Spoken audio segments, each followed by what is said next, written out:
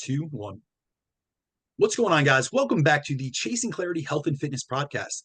This is your host, Brandon DeCruz, and today I have one of my favorite thought leaders in the industry, Dr. Scott Stevenson, back on the show to discuss a training and longevity related topic. So as you guys very well know, Scott has been on the show several times before, but in this case, we're going to dive into training because that's actually something we haven't done since the first time that I had you on, Scott, which was episode 80 of the podcast, where we dove into the science of hypertrophy training. So if y'all have yet to listen to that, I really highly suggest doing so. So today I asked Scott to come back on the show this week to discuss the principles to rust-proof our physique, performance, and progress for years to come. And I myself have been resistance training for almost 2 decades at this point, and I've been coaching for a decade. But at this point, much of my clientele are in their 40s and 50s, and many of them have at least a decade of training under their belts as well.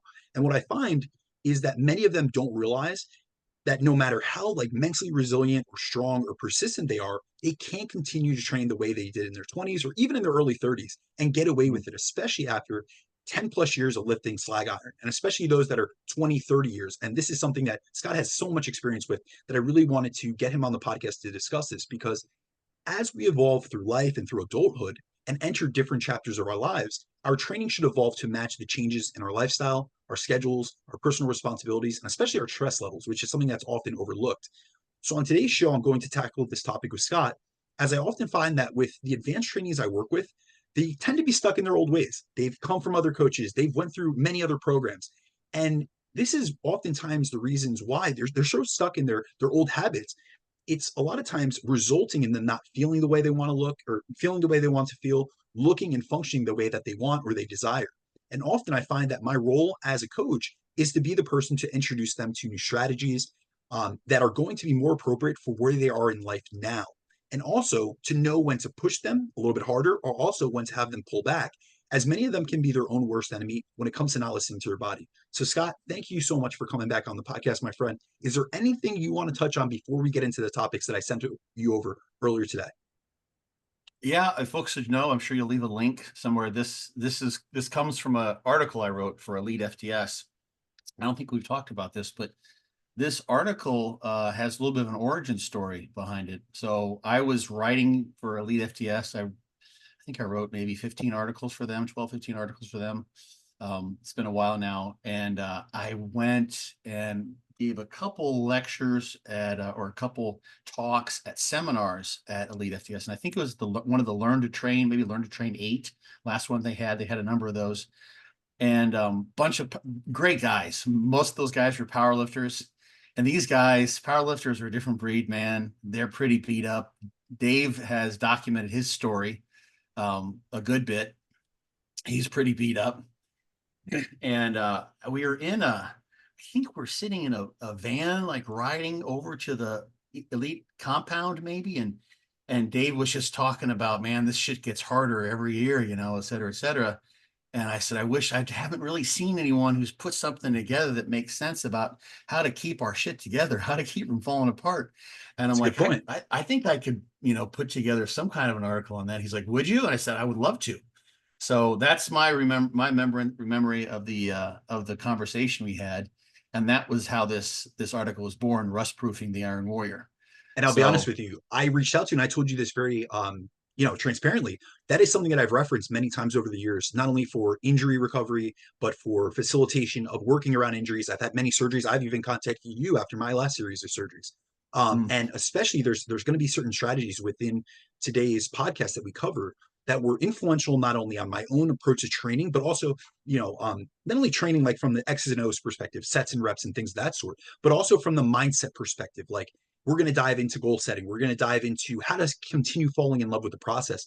These were things that were very influential to me because you are someone that I very much look up to, and you have such a great mindset. You have, and we just spoke about this off air. It's like, you don't care about the photos from the contest. I know that you don't even care. I'm fairly certain we've discussed this, where you don't even have your trophies. I'm pretty sure you've given them away. So I'm going to donate them all. Yeah. 100%. And so you are about the process. And that is something that I so truly admire, but also wish to emulate, because a lot of times it is people are just looking to be their all-time best. And I completely respect that. But if they aren't, or they're unable to achieve that going forward. So for instance, if you're in your 50s and you realize, hey, my prime might be behind me. And I'm not here to tell anyone that they are.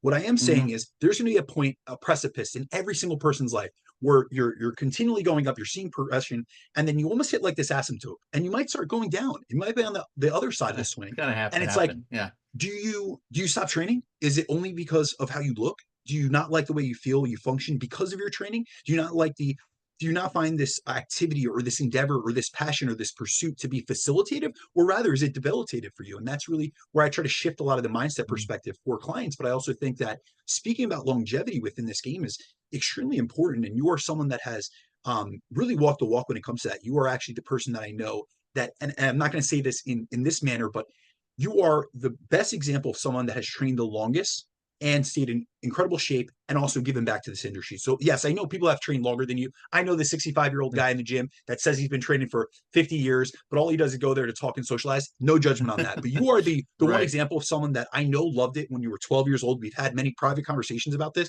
about how we both gotten into training, but also in your 50s now, you are still someone that gets in and gets after it. You just had double hip replacement about a year ago. I believe it was Hmm. last fall. And Yep. you were going back in the gym. I mean, we were doing private consultation calls, and you're like, yeah, Brandon. I tested out my Smith machine squat, 135, went for 50 to 100 reps. Like, you love this, and I do too. And Yeah. so we're able, and this is one of the pieces of feedback that I get when we do podcasts together, that we are truly passionate about educating others and about the topics we cover. And I find that that is such an inspiring thing to other people. I know my clients, our listeners, get so much out of that, and I get it from every single time that I speak with you. So I'm really looking forward to getting into this topic, my man. Thanks for that, man. And it's cool you bring this up. I didn't realize this until I went back and looked at the article, but it's been a decade since I wrote that. So I do have another decade of wear and tear.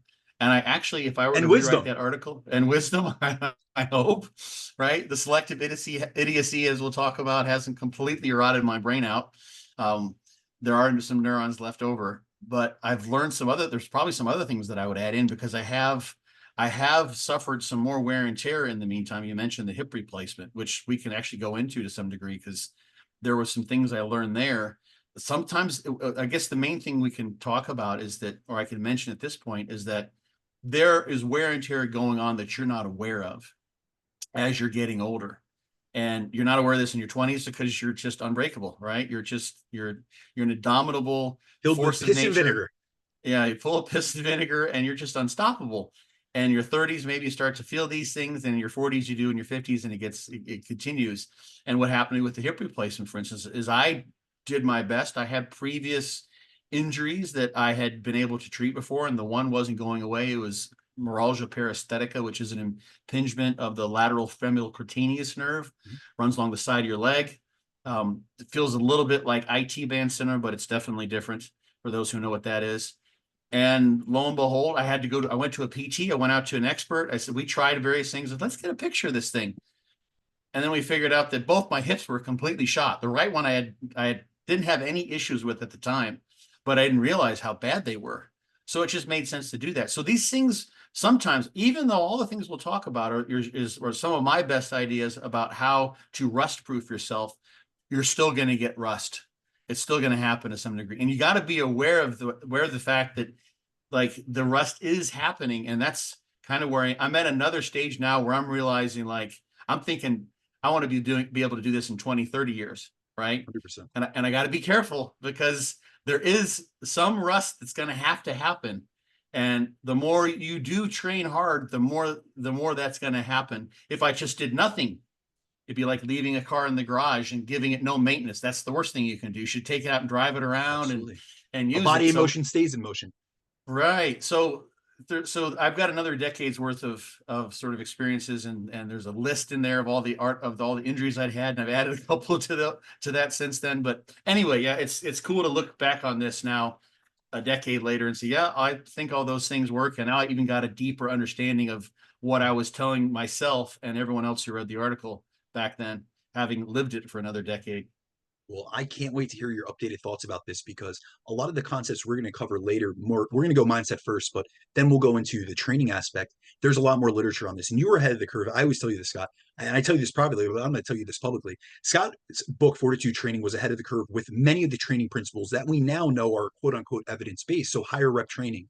You were looking at BFR and speaking about the benefits and touting the benefits of utilizing BFR as well as multiple rep ranges, combining rep ranges, and seeing the I guess, synergistic effects of utilizing lower loading ranges, 6 to 12 reps, and then also higher Hmm. rep ranges for more of a what people would consider metabolite training, but really what it is just higher rep training and really Yeah. being able to take the load off the joint itself. You were also the first person that I heard talking about loaded stretches. And I know that's not a concept that you put forward. I mean, DC Right. was doing that, but that you were the one that I learned that from. And so you were talking about length and bias training before anyone was talking about stretch mediated hypertrophy. So there are Hmm. so many things that a lot of people think that are brand new to the space. And I understand you may have gotten into fitness 5 years ago, but we're 20 years into this. And I remember Scott speaking about this 10 plus years ago. So you are someone that I always tip my hat to. And every single presentation that I do, I will always give you credit because I've learned an immense amount from you. And I really Thanks, do dude. think it's important to do so. A lot of people forget and they think that the newest influencer is the person that has put forth this information. It's like all of this is old. When we talk about ketogenic dieting, like the first book that I Right. saw on that was Lyle McDonald in 98. Like we've been talking Yeah. about the same things. It goes in a revolving door, but we can continue to learn and we can build upon it. So when we talk about higher rep training, there's more meta-analysis and systematic reviews on them, especially since 2021. When we talk about BFR, there's so much more literature on that. There are so many concepts that we're going to cover today that we can do an updated perspective on it, considering the fact that 10 years have come. So you have more wisdom, you have more knowledge, more I have Hmm. more experience. 10 years ago I had just started working with clients. It was 2013 when I started online coaching. So if you had asked me in 2014 when I'm first reading that article on elite FTS, these were concepts in my mind, but I didn't understand them to the depth I do now. So I think that we can Right. really give the most updated perspective and also provide the audience with not only information but some practical applications as well. And that's what I'm really excited to get into. Yeah. Me too, man. All All right. right. So the first topic I want to cover before we dive into the strategies for longevity in the iron game are goal setting and how to leverage the right type of motivation to your advantage. So the vast majority of individuals who contact me for coaching are already engaged in resistance training, but they have yet to achieve the physique and the body composition they desire. And it's usually because they haven't truly dialed in their nutrition and done so in a periodized manner where their approach to training and their nutrition are paired together and they work synergistically. This is something, Scott, that you have always spoken about. This is something that I'm a big proponent of. So nutritional periodization, matching the energetic demands of the exercise that you're doing with the nutrition that you're taking in. So really, Hmm. peri-workout nutrition, which is honestly, we did a deep dive in that in 2020. We need to do an update on that. So Scott, we're going to Okay. put that on the list because we could really go in at this point. But I'll save that for another day and we won't go off on an offshoot like we usually do. But when I'm going to go through kind of like the process of motivation and kind of like what I'm looking for with clientele, because I think it's really important before we start talking about these strategies and how to stay in the game and how to fall in love with this process. We need to know your goal. We need to know what type of motivation that you have. And taking, are we utilizing a form of motivation that's facilitated for your goals long term, or are we doing something that's debilitative because you're very much focused on the short term? So whenever a new Mm. client contacts me, the first thing I ask them is, what is your goal and why do you want to diet and train to achieve this goal? And these questions are the foundation and starting point to any fat loss phase, any contest prep, or any physique pursuit. So, in order to truly succeed in a physique transformation journey, you need to know your why, and it needs to be a driving force that goes beyond this momentary feeling of motivation that you got from seeing some posts on Instagram. Like when we first Right. started, there was no Instagram, there was no social media, Hmm. so we didn't have these things. We got into this for ourselves. But a lot of people that contact me today, it's because they saw someone else, which it's great. I'm not here to judge anyone's starting point or what has gotten them off or gotten them into training. However, it's really important that you know the difference between the better types of motivation that are really going to facilitate long-term progress rather than just short-term motivation that's here today and gone tomorrow. So a lot of people want to diet and train for reasons that are based off of short-term motivation, such as because of social media and the influence that it has on them, and the fact that right now, more than ever, it's currently in vogue to be lean and jacked. It could be because It's always you're been in vogue to be lean and jack. Come on. yeah, but not to this point with the exposure that Yeah. people are getting It's getting now. it's beyond vogue. Yeah, I know what you're saying. Absolutely. Sorry, go ahead. No, absolutely. So it could be a lot of people that contact me. It's they want to get involved in this. They want to diet down. They want to look lean and shredded because it's what those around them are doing, or what it's an expectation. They want to fit in with those in their social circle, or it's due to their career. So I work with a lot of aspiring coaches, fitness professionals, personal trainers. So they want to walk the walk, and I completely respect that. However, it can't be your only why. That can't be your only driving force. And so when it comes to starting a transformation journey, I like to first look at the driving force and purpose behind this client's specific goal. So intrinsic motivation, we need to really like parse out the motivation type. So I like to determine first if a client is intrinsically or extrinsically motivated. So intrinsic motivation is when you're driven towards a goal for internal reasons. And this can include many things. So it could be wanting to become the best version of yourself through getting leaner and more muscular. It could be because you want to challenge yourself to push past what you've done before and to level up not only physically, but mentally. It's important to have both aspects. You don't want to be one dimensional in this thing. And the only thing that you get from the gym is a better physique because there are so many downstream effects, especially from a cognitive and mental perspective and a mental resilience and mental fortitude perspective that you can garnish by getting into the weight room and really building your body and building your mind. It could be because you just really truly enjoy the process of training and dieting, or that you want to use the journey and the coaching process as a way to learn more about yourself and your body, or because you want to improve your strength, resilience, and confidence both in and out of the gym. But on the other hand, we have what many people rely on, which is extrinsic motivation, which is when you're driven towards a goal for external reasons. So this could be to gain, fame and fortune on social media. This is something that now is more prominent. It could be trying to fit in, or because you feel obligated to do so because of the expectations of those around you. Now, here's the thing. Both of these forms of motivation can get you started, but the process of losing body fat, building muscle, and transforming your physique doesn't just require you to start a strategically constructed nutrition training program, but it requires you to maintain consistency, to execute to the best of your ability on a daily basis. And you have to be willing to not only modify your habits, behaviors, and actions, but you need to be open to trying new approaches, especially if you have yet to get to where you want to be following your methods of the past. And so, really, what it comes down to is we need to look towards our intrinsic motivation, which is the long term form of motivation, which can keep you going even during the times in the diet and training programs when they're testing you and challenging you. So, you first need to have a strong why and be in the right state mentally to take on the challenge. So personally, I'll tell you like how I stay motivated. And Scott, then I'm going to want you to elaborate on how you stay motivated and what you suggest other people do to stay motivated. But personally, I find that linking my why to my values is a really effective way to anchor my goals in a strong why, which drives me forward, even on the days that I don't feel like training or sticking to my diet or doing my cardio or hitting my steps. And for me, one of my values is to show up each and every day for myself, my family, and my clients, and to be a walking representation of the principles I preach and the lifestyle I promote. So I always tell my clients that I would never ask them to do something that I have not done or would not be willing to do. And that's because I truly believe in practicing what I preach and being a walking representative of my profession day in and day out for my lifestyle design, my daily habits and behaviors. And so when it comes down to it, there is nothing in this world that's going to get in between me hitting my nutritional, intake, my activity levels, my training, my supplement routine. And I'm really about following through and showing up each and every day.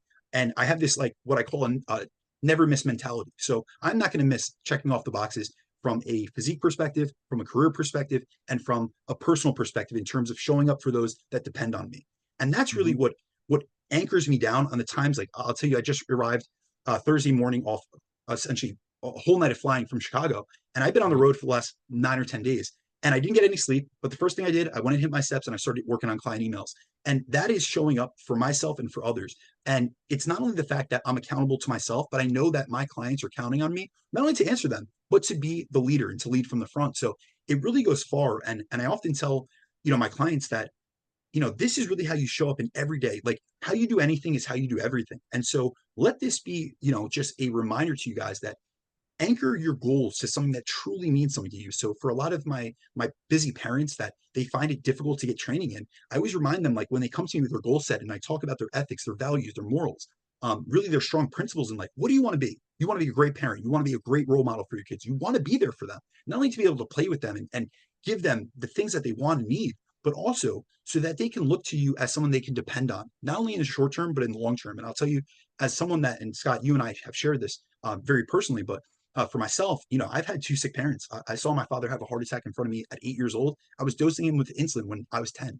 And so I saw the ramifications of a poor lifestyle in terms of nutrition, smoking habits, things of that sort. And also my mother, has been in poor health the last 2 years, and I've completely relocated my life to take care of her. And I'm not pushing blame on anything, but what I'm saying is when I'm a parent, I don't want my kids to ever have to see that or worry about that. So I aim to execute in a manner where I'm going to make sure that I'm in good health, I'm in good physical fitness, good function. And that's really something that is a conversation I often have with those individuals that come to me, the parents that are in poor metabolic health, or they're suffering with insulin resistance or type 2 diabetes. It's like, listen, if you're not willing to do this for yourself, do it for your children or do it for your spouse or whoever really cares about you in life. So these are just some personal things that I'll often have conversation with clients, on a personal basis, whether it be on Zoom or whatever it may be. But this is a way to really hunker down where it goes far beyond just the external goal that you have of trying to look good on Instagram or for the people at the gym. And so, Scott, how important do you think is goal setting and intrinsic motivation to staying in this game long term? And also, dude, you're 4 decades into this. How are you still motivated?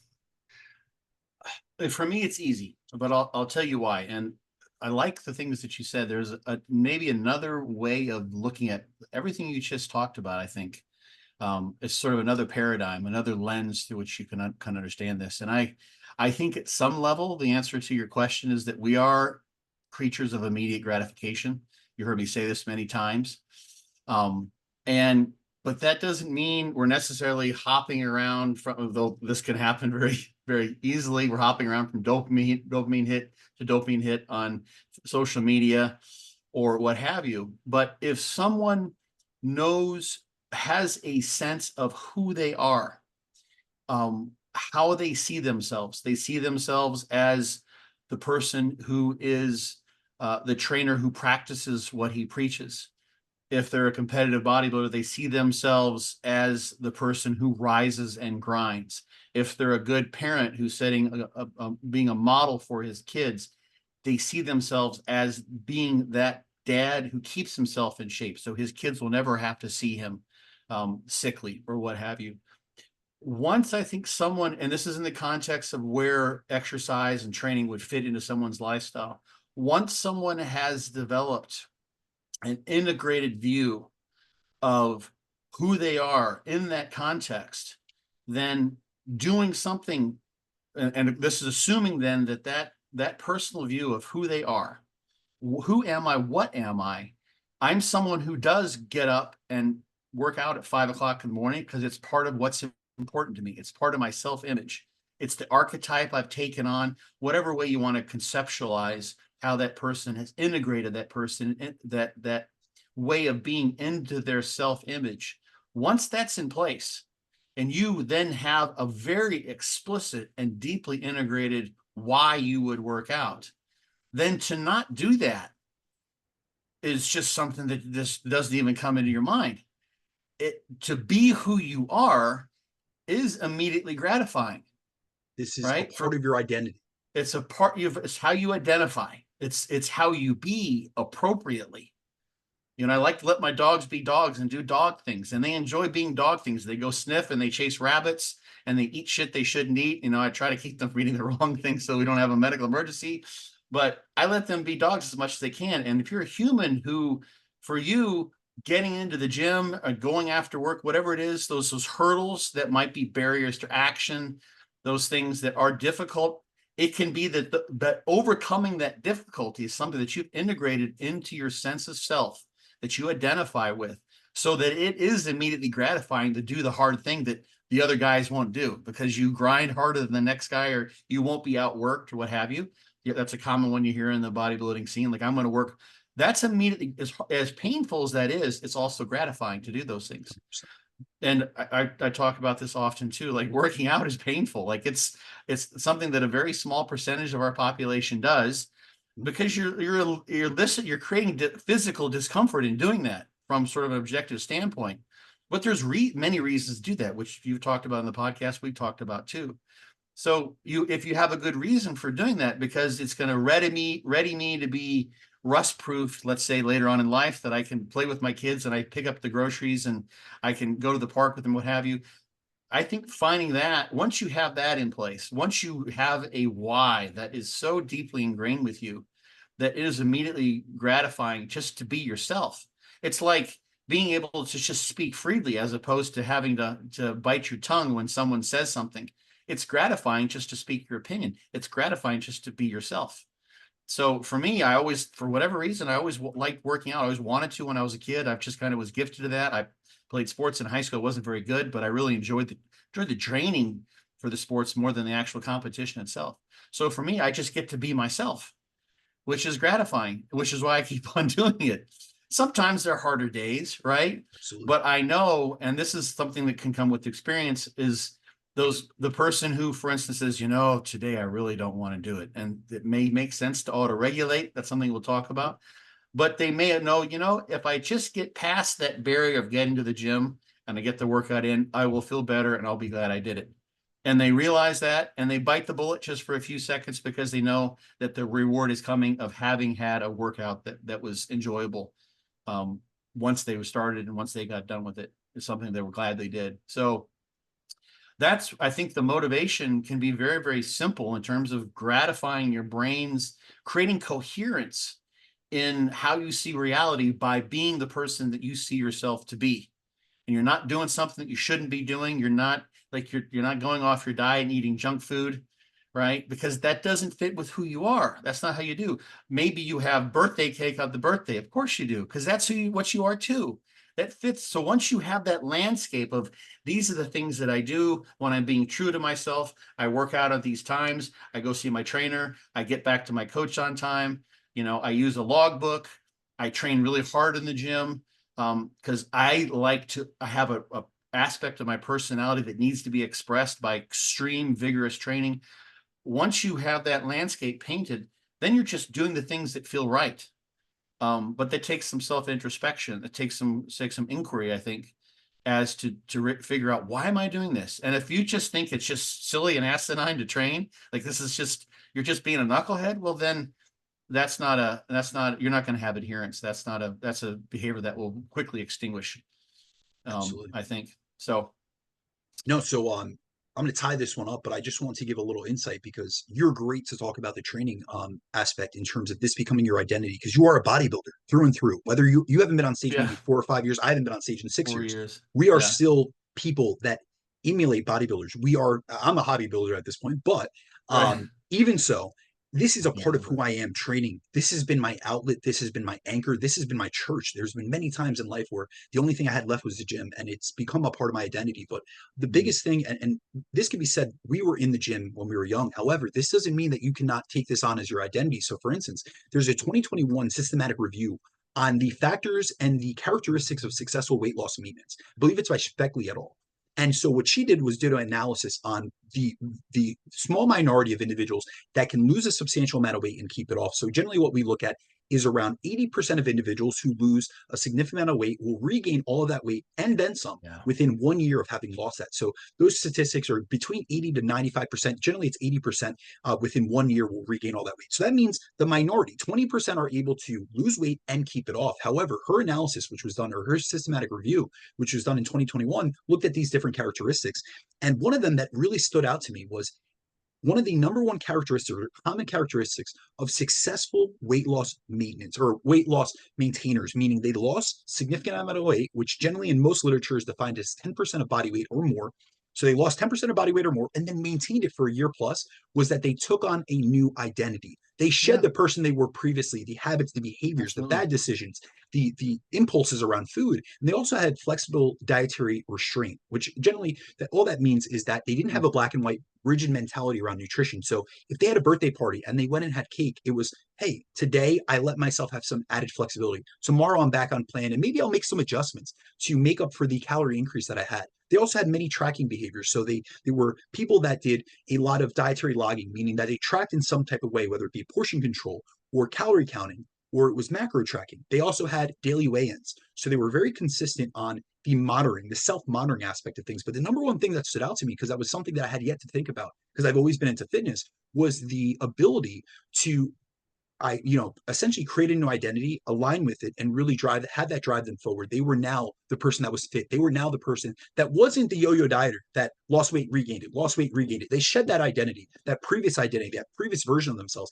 They didn't allow their old habits to drag behind them, dragging them back like an anchor. What they did was they broke free of those chains and they essentially moved on to the next version, the evolved version of themselves. So that's just something I wanted to tie up that aspect with. But now that we've covered goal setting and motivation, and I framed the context of this conversation, let's dive into how to stay in this game long term. So today, I really want to discuss what we need to do to stay in the iron game long term, because honestly, guys, it's really not about the progress that we can make or that you can make over 6 to 12 weeks, but rather we got to look at longer term. So let's go 6 to 12 months first, and then let's look at years to come. And so it's really important to realize that we will not always be the biggest, most ripped version of ourselves. So if how you look is the only reason you train, it's going to be a recipe for long-term regression, especially from a mental perspective, because you're going to be always hanging that image, that best image of yourself over your head. And so, and within that, that's going to lead to a lot of lack of fulfillment in the process.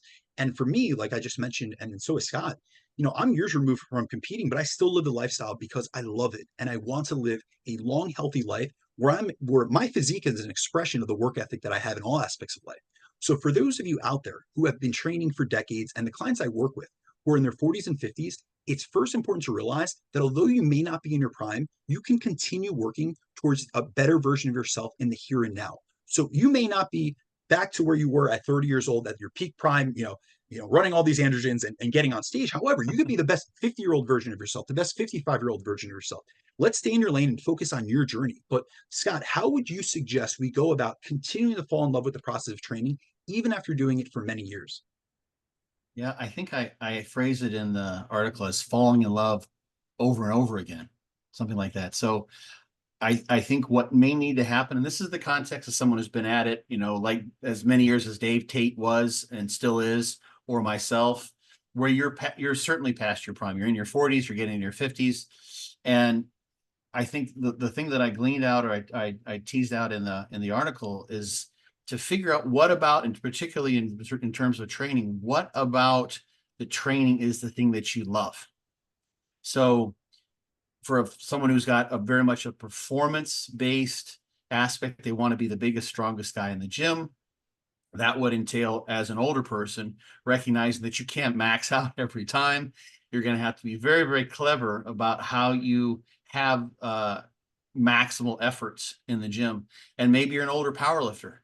You may not be able to compete every year, but you may be able to compete every other year, which a lot of guys will do. Or maybe just one time a year, but you can't do 5 competitions a year because the wear and tear will catch up to you. The thing that I sort of focus on in the article as a bodybuilder was, and this thing that fits me, is if you really like the hard training, you really like kind of going for broke, recognizing that you just can't do that every set.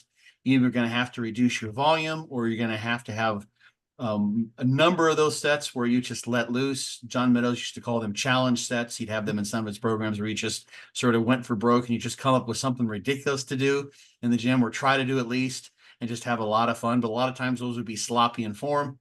You have to figure out what you can do that, whether you could do that, how often you can do that, how many times in a workout you can do that, what exercises you do. I remember talking with a guy named Nate Wansley, who's an IFBB pro who's now retired. He lived up in Tampa. Haven't seen him for a little while, but big guy, super, super nice guy. And this was maybe 4 or 5 years ago. And I was telling him something. I think one of the machines in the gym wasn't working. See, I was squatting on a machine the other day, and I told him the funny story of the machine, like almost fell apart on me. He's like, "You still squat?"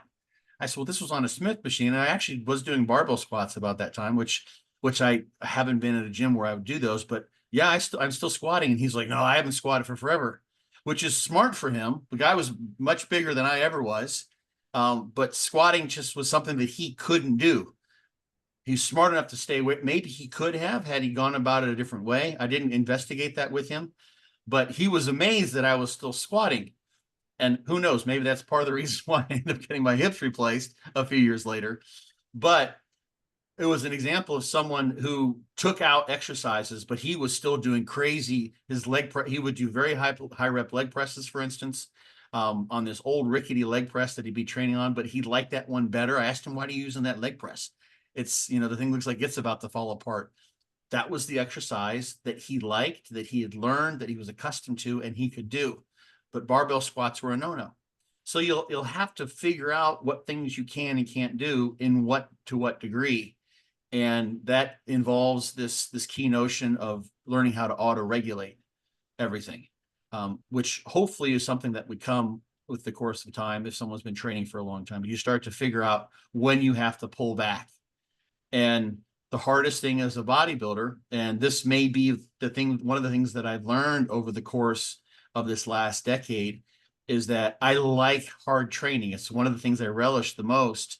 And I have accumulated small injuries, small muscle tears, most of which, I'd say 90% of which, I didn't notice at all during any of my workouts. They just happened. What I could have done, I don't know. But I presume some of that is because I get very, very sore. I have a lot of muscle damage, and I don't mind training sore. I've been sore for decades, right? It really doesn't matter to me. But that is something now I'm, especially since my hip surgery, it kind of opened my eyes a little bit, I'll be honest, and say, you know what? There are things that are going on under the radar. And this was happening like every couple of years, like, okay, there's a hole in that muscle. I don't remember tearing something. It doesn't hurt, but I got it pulled back. So I'm paying attention to the soreness because I think there was some accumulated micro trauma in there that was leading then to some more visual macro level tears in the muscles that has accumulated over time. You were going to say something, I think. I was, if you would give me a latitude to do this, just because Scott, Sure. we've had many conversations. Do you ever think, let me contextualize this a little bit. You and I have had many private conversations over the years, and you are known for stepping it up when you have people around you that are on a different level, and you'd be very objective. This is not me saying this. This is you having told me this, that someone like, say, a Dave Henry, like out of Mm-hmm. your league in terms of physique development, or Right. For sure. I forget his name. He was a IFBB Pro 212. Derek Oslin, you Derek trained with Osley. Yeah. recently, young gun, Yeah. phenomenal physique, or even a John Meadows, or the times where you had already trained with John, and then you went and trained with Antoine Volent. So there were many times that you stepped up to the plate to train with people that were. You used to tell me you should find a training partner that will make you your bitch. You remember Right. telling me that? Yeah. So Right. so Right. that's Right. exactly the expression. So I don't want anyone to take this out of context that I'm saying Yeah. that to Yeah. Scott. That is something Sure. he's exactly told me. So do you think it could be that there were many times in your training where, or your approach to training, where you just wanted to be that training partner that someone else could rely on to push them? Because I know you and Dave Henry, and I've seen the videos. You guys are battling set to set, and this is Mr. Olympia. Like Yeah. many people don't realize, like if you go back 10, 15 years, like those were the guys. This is before Flex Lewis, you know, things of that sort. These are some of the top guys in the sport. And Scott, you were a high level amateur. And I understand that you will not give yourself as much credit as due, but you made, I mean, I'm fairly certain you were second at nationals. You were one spot away from a pro card. So you were very Not accomplished, but not to the master level. team universe. So a master's level show, but yeah, not Yes, nationals. but That's a whole other ball game. you were one spot away from a pro card. Am I right? Yeah, from a master program and It's still, master's show. hey, a So pro yeah, card's a pro old card, my guys pro man. card. Yeah. Okay. Absolutely. But what I'm saying is you stepped to the plate to be a immensely beneficial training partner, to be a confidant, to be a sounding board, to be a coach, to be a leader, a guide. Do you ever look back and say, and I'm not saying from any perspective of a regret perspective, but do you think that having done that could have predisposed you to some of the injuries that you've experienced just because you took it to a level that many would have pulled back, but your intrinsic nature is to push yourself to the nth degree? Yeah, I think the fact that I do tend to experience more muscle soreness, which is an inflammatory process to some degree, suggests that I genetically I'm not someone who's programmed to handle a large training load with heavy weights at whatever frequency. I'm just someone who just doesn't have that genetic advantage. By the way, that statement of find someone who will make you his bitch, that is important, I think, for someone who doesn't know quite how to push to his limits, right? Or who may not know what his limits are or her limits because they've been training with someone or other training partners who aren't as advanced as they are. So if you find someone who does that, then you will find a new level. And in the context of this conversation, then you have to then be able to pull back as you're aging and say, okay, how much of that can I do? Because I'll tell you a story with Dave. When Dave and I first trained, before we started doing DC training, I had been doing DC training, just having read it online. I wasn't coached by Dante. I was just doing DC training because the principles fit really well with what I was already doing. There were just some small twists. The rest pause sets were fun. I met Dave in the gym. He was the IFBB pro. So I'm like, okay, well, I'll train with him. We decided to train together. And he's doing this high volume training program. At the time, I've probably heard me tell the story maybe, but at the time he was a smidge stronger than me on most things. And so he would do a set, in this, like, let's say we're going to do 5 sets of leg press, and he would do a set and do 12 reps, and maybe he had 4 in the tank. And I'm like, oh, I'm going to try to get 13 or 14 reps. So, but for me, I was doing a 10 rep max. So I do 8 reps and then rest pause my way to 14 for every friggin' set. And over the course of like 2 or 3 months, this has happened. I know that Jordan Peters, who told me this. I don't know of anyone else I've heard of. I'm sure I'm not the only one, but I had massive whole body inflammation. I would finish a workout, whatever I trained, and my whole body would just ache like a 4 or 5 on a 10 scale. And I that's extreme pain. Like I couldn't get up and walk to my car. My whole body was messed up. So that was the approach I took.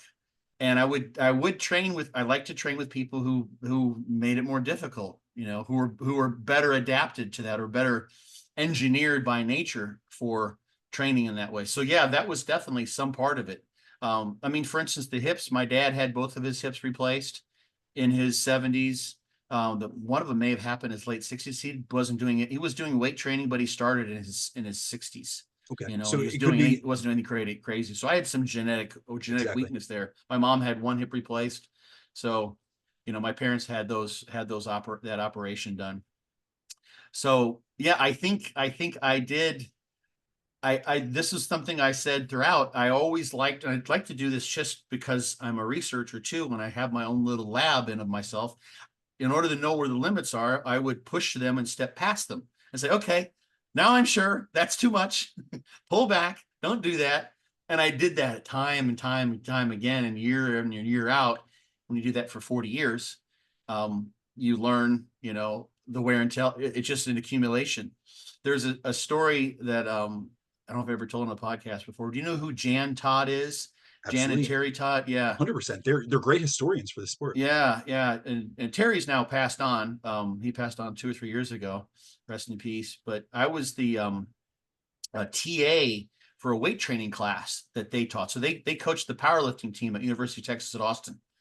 And they were won I think 8 out of the last 10 collegiate powerlifting championships. Badass powerlifters. Got to train with those powerlifters just a few times, but a couple of the powerlifters were my assistants in the weight training class. So I got to interact with Jan every once in a while.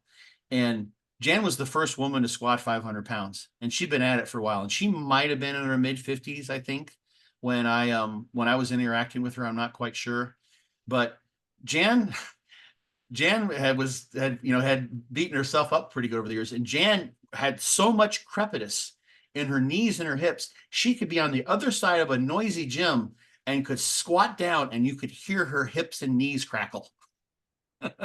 So what the heavy loading, doing that again and again and again and again and again, it does take its toll. So yeah, I probably I guess in a certain way I had the advantage, and this is what I wanted. I wanted to be able to know through personal experience what the limits were, and having pushed so hard, I have sort of an advanced level knowledge, even from my ripe young age of 53, of what happens when you accumulate that wear and tear. So yeah, you're absolutely right. I've got more experience with that because I've pushed harder than probably the average person. Absolutely. Yeah. Well, this leads me on perfectly to the next part of this podcast, because I had asked you personally. Listen, I've went over this article, I've read it many times, but there's one thing I want to implement in here, and it's something that you and I have had many talks about privately, and it's something that you conceptualize and you clarify so well that I'd really like you to talk about the concept of training as a hormetic stress. And could you explain to our audience exactly how to look at the stimulus and stress induced through training? Because we have to kind of look for a balance. You have a great analogies that you utilize, but even just your basic level explanation of training, the stress it induces, as well as it's a stimulus, but also we have to ride that wave. It's almost a Goldilocks zone that we're looking for. This is the thing I think that is something I incorporate into fortitude training. This article, I think it came out just before the fortitude training book was published. And it's something that is missed in any training program where they just say, this is the program, and you follow it and you do it. Because we have biological individuality, which just rules the roost in all cases. And that means that each person has a particular dose response in terms of how much of a training stimulus they create, how hard they're training, their reps in reserve, the effective reps they accumulate, the number of sets they do, and the adaptation that will result because of that. So you've got to add all the factors in: frequency, volume, effective reps, the exercises themselves in terms of their impact on the systems that need to recover. But in general, I think of this as a hormetic stress. That's, some people would say it's not technically that. There's actually some controversy in literature what that actually means. Adaptive homeostasis is another term. But basically what this means is that you have a dose response. A small amount of training will give you a certain adaptation. If you continue that, you'll get some adaptation. You add to that, you'll get more adaptation. 3 sets is better or better than 1 set. And then at some point, for each individual, you've got relative to their adaptive ability an optimal training stimulus. So you sort of optimize whatever you're going to get under all those circumstances. So maybe you eat more and you rest more, and a given amount of training gives you a better adaptation. So eat more, rest more, that entire curve, that dose response curve would be higher, right? But at some point, regardless of what you're doing on the recovery side, which is the adaptation, if you keep adding more training, more does not equal better. And you have basically some sort of an inverted U. And the shape of that curve probably varies tremendously depending on the person and all the other parameters involved with training, the stimulus itself, and the adaptive process that you have to have the adaptation, the recovery processes. And at some point, you will then get to where you don't have really any adaptation. And if you keep adding to your training stimulus, you can have a technical overtraining, which is very hard to elicit in the research literature. They really can't do that. They've really been able to do that. And the reason I bring that up, and I think this plays a role in so many studies, and I don't know if we talked about this, I've mentioned this on my podcast a couple of times, but most training studies where we compare one strategy versus another, they measure before and after, let's say over 12 weeks. And there are studies where they will have a midpoint, and you will find individuals that will make progress for the first 6 weeks and then will regress over the next 6 weeks. So for them, there's also a time component to this dose response.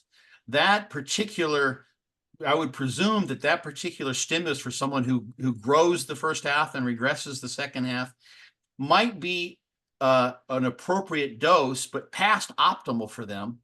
And it works really well for some period of time, but eventually the recovery processes can't keep up. So there's a time component that curves changes shape the longer you've been training at a given level of intensity, effort, volume, etc. So then they go backwards. So we've got the dose response, then we have the time component, and you're missing out in so many of these studies when you just do before and afters, because there could be you're shaking your head, you're laughing, because there could be an optimal stimulus for someone that produces phenomenal results only for a short time span. It could work really well for them. And then they would need to deload, which is what I built into the fortitude training exactly for this reason. And it's missed. And when people say this works better than that, without looking at the individuals in the study, it's like, well, yes, on average, but it might be that you had a really, in this particular condition, you might have had a really good stimulus that just because of the nature of that stimulus, the frequency was something that became a not so good stimulus over the long haul. It's better applied as a short-term stimulus than a long-term stimulus. So it may be like the hair that burn out. You say, keep running, Mr. Rabbit. It's just like, no, I can't run anymore. And the tortoise is just scooting along for all 12 weeks and ends up ahead of the hare. But if the hare could have just rested and chilled rather than keep trying to get it to go, it might have been a better strategy. So those ins and outs are very difficult to tease out with studies, especially if you don't have mid-training period measurements. And one last thing I'll say on this, this relates back to our topic too. It's always been mind-boggling to me, and I almost start to have conspiratorial thoughts as to why the training data aren't represented more often in these studies. Because I was just looking at it was the Plotkin study that I think you want to bring up. Yes. There were some individuals in there who didn't make any strength gains, some individual data points. And I can't remember how long that study was, but I'm imagining a situation where, and they were measuring, I think, 1 rep maxes, but there will be situations where you have someone who's moving along. Let's say they're scheduled to do 12 weeks at a given training volume or along a pattern, and all of a sudden they don't make any more strength gains. There's no progressive overload for like the last 6 weeks of a 12-week program in the lab. And the GA who's administering this training, like, okay, well, you're not making any progress. Well, you're not making any progress. And for 6 weeks in a row, you come back to those exercises. That's not what we want to do in the real world. We want to say, okay, I didn't make any progress. how much do I need to rest? How do I need the deload given who I am? So, but that's the idea of hormesis or physiological or adaptive homeostasis, a dose response.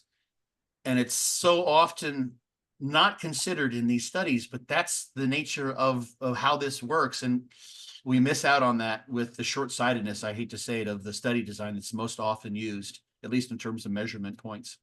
Absolutely. So let me give a little recap of that, just because before I go off on a tangent on the gripes that I have with some of the exercise science research, I'll leave that for another day. You and I can do a full podcast on that, Scott, because a lot of times I find that individuals within our space will misextrapolate data that's over 8 to 12 weeks, such as the INDUCED study, and then try to make it sound as though 52 sets, which was just the average over the last 2 weeks, will be the optimal volume going forward. And first of all, there wasn't statistical significance in that study with the high volume group. So that's the first issue. Second issue is what gains are made in 12 weeks does not mean that repeated 4.5 times over for the course of a year will actually elicit those same gains linearly. So we'll say that for another day, so I don't go on a full tangent, because we'll take the whole podcast, you and I, dissecting research really deep. Other topic. But really what Scott's trying to allude to is that we want to find a Goldilocks zone. So we need an amount of training stress that challenges us, as doing too little won't do any good, as it won't trigger an actual adaptation and the progress that we're looking for. But we also can't do so much that it causes maladaptation due to a lack of our recovery capabilities. So my advice for you out there is to aim for adequate stimulation rather than over annihilation in your training.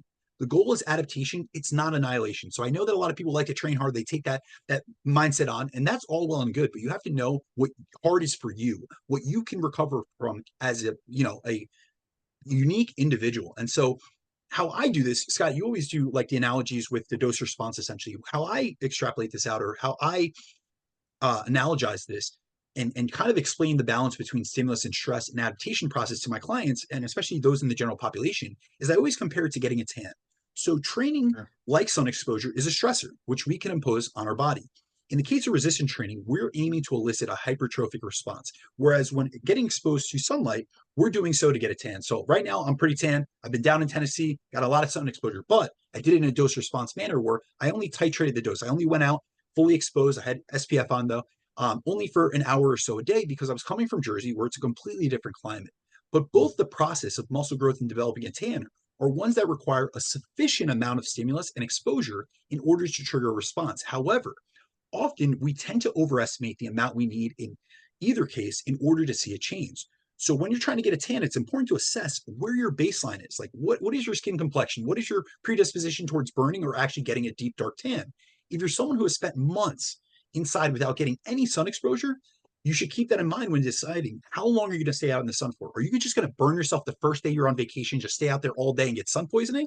Or are you going to utilize a titration method where you stay under an umbrella for half the day and then you get a little sun exposure, and each day you get a nice dose where you're going to get a nice tan by the time you leave, but you're not going to have, essentially skin poisoning, which is something we don't want. And so really when it comes down to it, the same approach of managing variables such as our duration, intensity, and frequency of exposure with your tanning goal are all things that should be applied to training. So instead of trying to crush yourself with as much high volume and intensity workouts as you can and treating each day like it's your last workout, approach your training with both your long-term goals and longevity in mind. And this isn't just important from a health perspective, but also from a tendon and joint and connective tissue perspective. So just like with tanning, it's better to work your way up to a higher dose and really try to find your optimal dose, not the optimal dose that someone on Instagram told you through their Instagram reel. What is optimal for you? And that's really where personalized coaching comes into play, because we're paying attention to you as a unique individual, gauging your response, getting your biofeedback, looking at your parameters, looking at your training progression. And really what we want to do is find the dose that will elicit the greatest response over time, rather than throwing as much volume, intensity, frequency, and especially intensification techniques at the wall, aka your body, as possible to see what will work.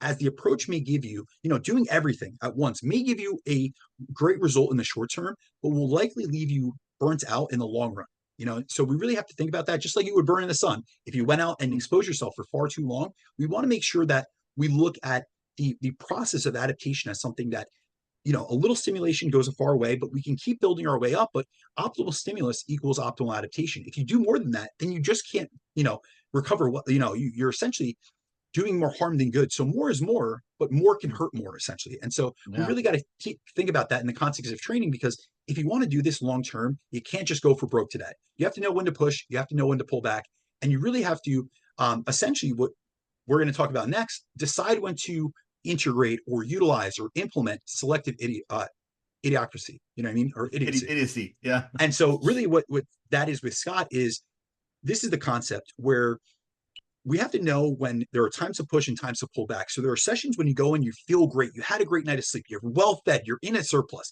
And that should be when you're focused heavily on progression. And those are the days I tell my clients to leave it, to essentially take it to the house and bury the clip on their sets. But then there are other days, and we all have those days where you haven't slept, the kids have kept you up all night, you're really stressed at work, you have a very short compressed time window.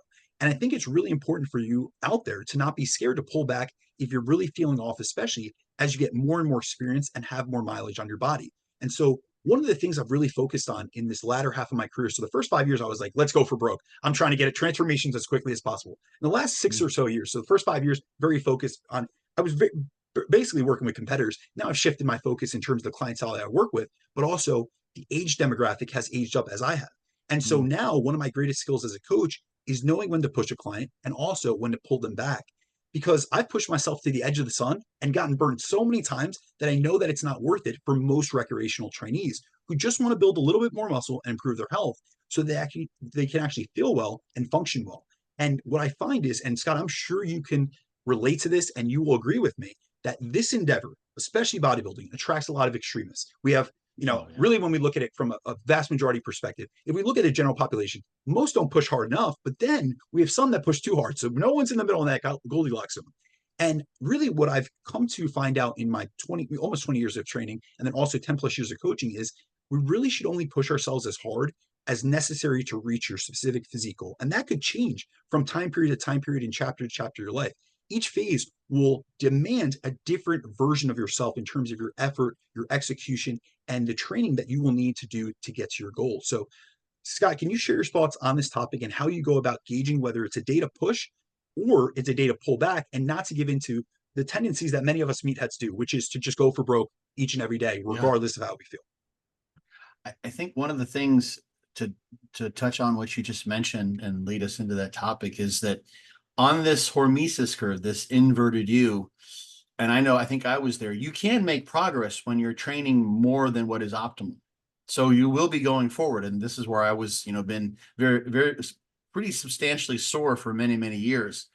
And the thing that happens when you get older and older is that you get very explicit signals in terms of tendonitis, extreme muscle soreness, achy joints, arthritis, that simply crops up when you're in that beyond the Goldilocks zone, when you're beyond some optimal level of training relative to your adaptive capacity. So it becomes pretty clear because you keep on getting these little, the Brits call them niggles, these little mini injuries. I love that term. It's a great, as do I. It also, yeah. I actually tell my clients not to label things that they're feeling in the gym as an injury, because there's a biopsychosocial model. And if you already label something as an injury, it often can self-perpetuate. It causes self-limiting belief. So I actually tell my clients to call it a niggle, because I've worked with so many people in the UK that I've gotten that term, and it's a little less victimizing, in my opinion. Yeah. It's just this little ache and pain. It could be, a lot of times it'll be the same things that you've seen many times before. I've had shoulder impingement, bicipital and supraspinatus shoulder impingement, I don't know how many times. It tends to happen. IT band stuff used to be a pain. There's just many, many things that continue to crop up, and those will continue to crop up unless you're more and more careful about it. So one thing I use just in general is a perceived recovery scale. You can find on my website. And it's been substantiated a little bit. I'd like to see more data with it in terms of muscle soreness measures and strength measures after an eccentric bout, but just learning how to be in tune with what you're doing. When you start to warm up, I think it's important to say, okay, how does this exercise feel? This is where the selective idiocy comes in, because a lot of this is just about being a crazy maniac. If you're really a performance-oriented person, or your bodybuilder likes to go for broke. So when can you select the times when you can let the idiot loose? And when does he have to stay at home and just put up with the maybe less exciting workout? And it could be that you really want to hit shoulders pretty hard this particular day. And you like close grip upright rows, but your shoulder doesn't like them on that day. You don't do them that day. You find something else. And I've had to do this now for quite some time where I try an exercise. Sometimes you can tell from the very first rep, maybe give it a few reps to see if I can figure out the right angle, work my way in. That's a no-go. Okay. I go to the next exercise. Whoop, that's a no-go. And you may have to go to 3 or 4 exercises. It takes a little more time, but it's worth it because then, okay, now we can safely let the idiot out. It's like you're looking for a dog park and you keep going to these dog parks and there's holes in all of the fences. So you really can't let your dog run free. You find the one that's safe. You find the exercise that works for you. So you're gonna know just because of what's been happening. When you wake up in the morning, pay attention to how much your back is bothering you. There's an interesting thing that can happen sometimes. I pay attention to when I first get up in the morning, like how beat down do I feel? How creaky does everything feel? Like today, I train legs. I'm back to doing fortitude training, trying to do it smart. I'm at volume tier 1, lowest volume tier. Training legs 3 times a week? 3 times a week. Yeah. So today was my 3rd leg training this session of the week. And I got up and I felt, okay, my quads feel pretty hit here. But hamstrings, not so much. So when I did the way I'm sort of constituting something that's pretty similar to fortitude tier 1, the first exercise I did was a rest or not a rest pause, but a muscle round actually for stiff-legged deadlift on my Smart Gym, which I typically wouldn't do, but the posterior chain was good to go. All right. And then I didn't do like a split squat variation or compound movement. And I didn't do an isolation for quad. So I did kind of an isolation. I did a somersault squat, but I made it more of a posterior chain oriented because I really hit that exercise hard. That's the one I wanted to do. I only did 2 sets for thighs basically. But it was plenty. I would have typically done another one, but I knew I didn't need it. And I found the ones that would work for me. And it felt great. When I got done, I had kind of like that nice, full pumped feeling for a long period of time. Like, this was appropriate. It's like when I walked back into my house, it wasn't like, oh, wow, I did too much, man. It was perfect. And that idea came into my head to do that because I woke up in the morning and I paid attention to how I felt. I go in the gym sometimes, and if I get the music cranking and I'm ready to roll and everything's going, then and I've got some coffee in me, then I'm ready to rock and roll. And my mindset, having done, this has been my weakness. Many bodybuilders can probably identify with this. Pushing so hard when you're deep in a deficit. It's like it doesn't matter how you feel to some degree. You got to train, right? If you just went by how you feel, you wouldn't train, maybe. You just wouldn't do anything. Sure, my friend. Right. Yeah. So you got to do something.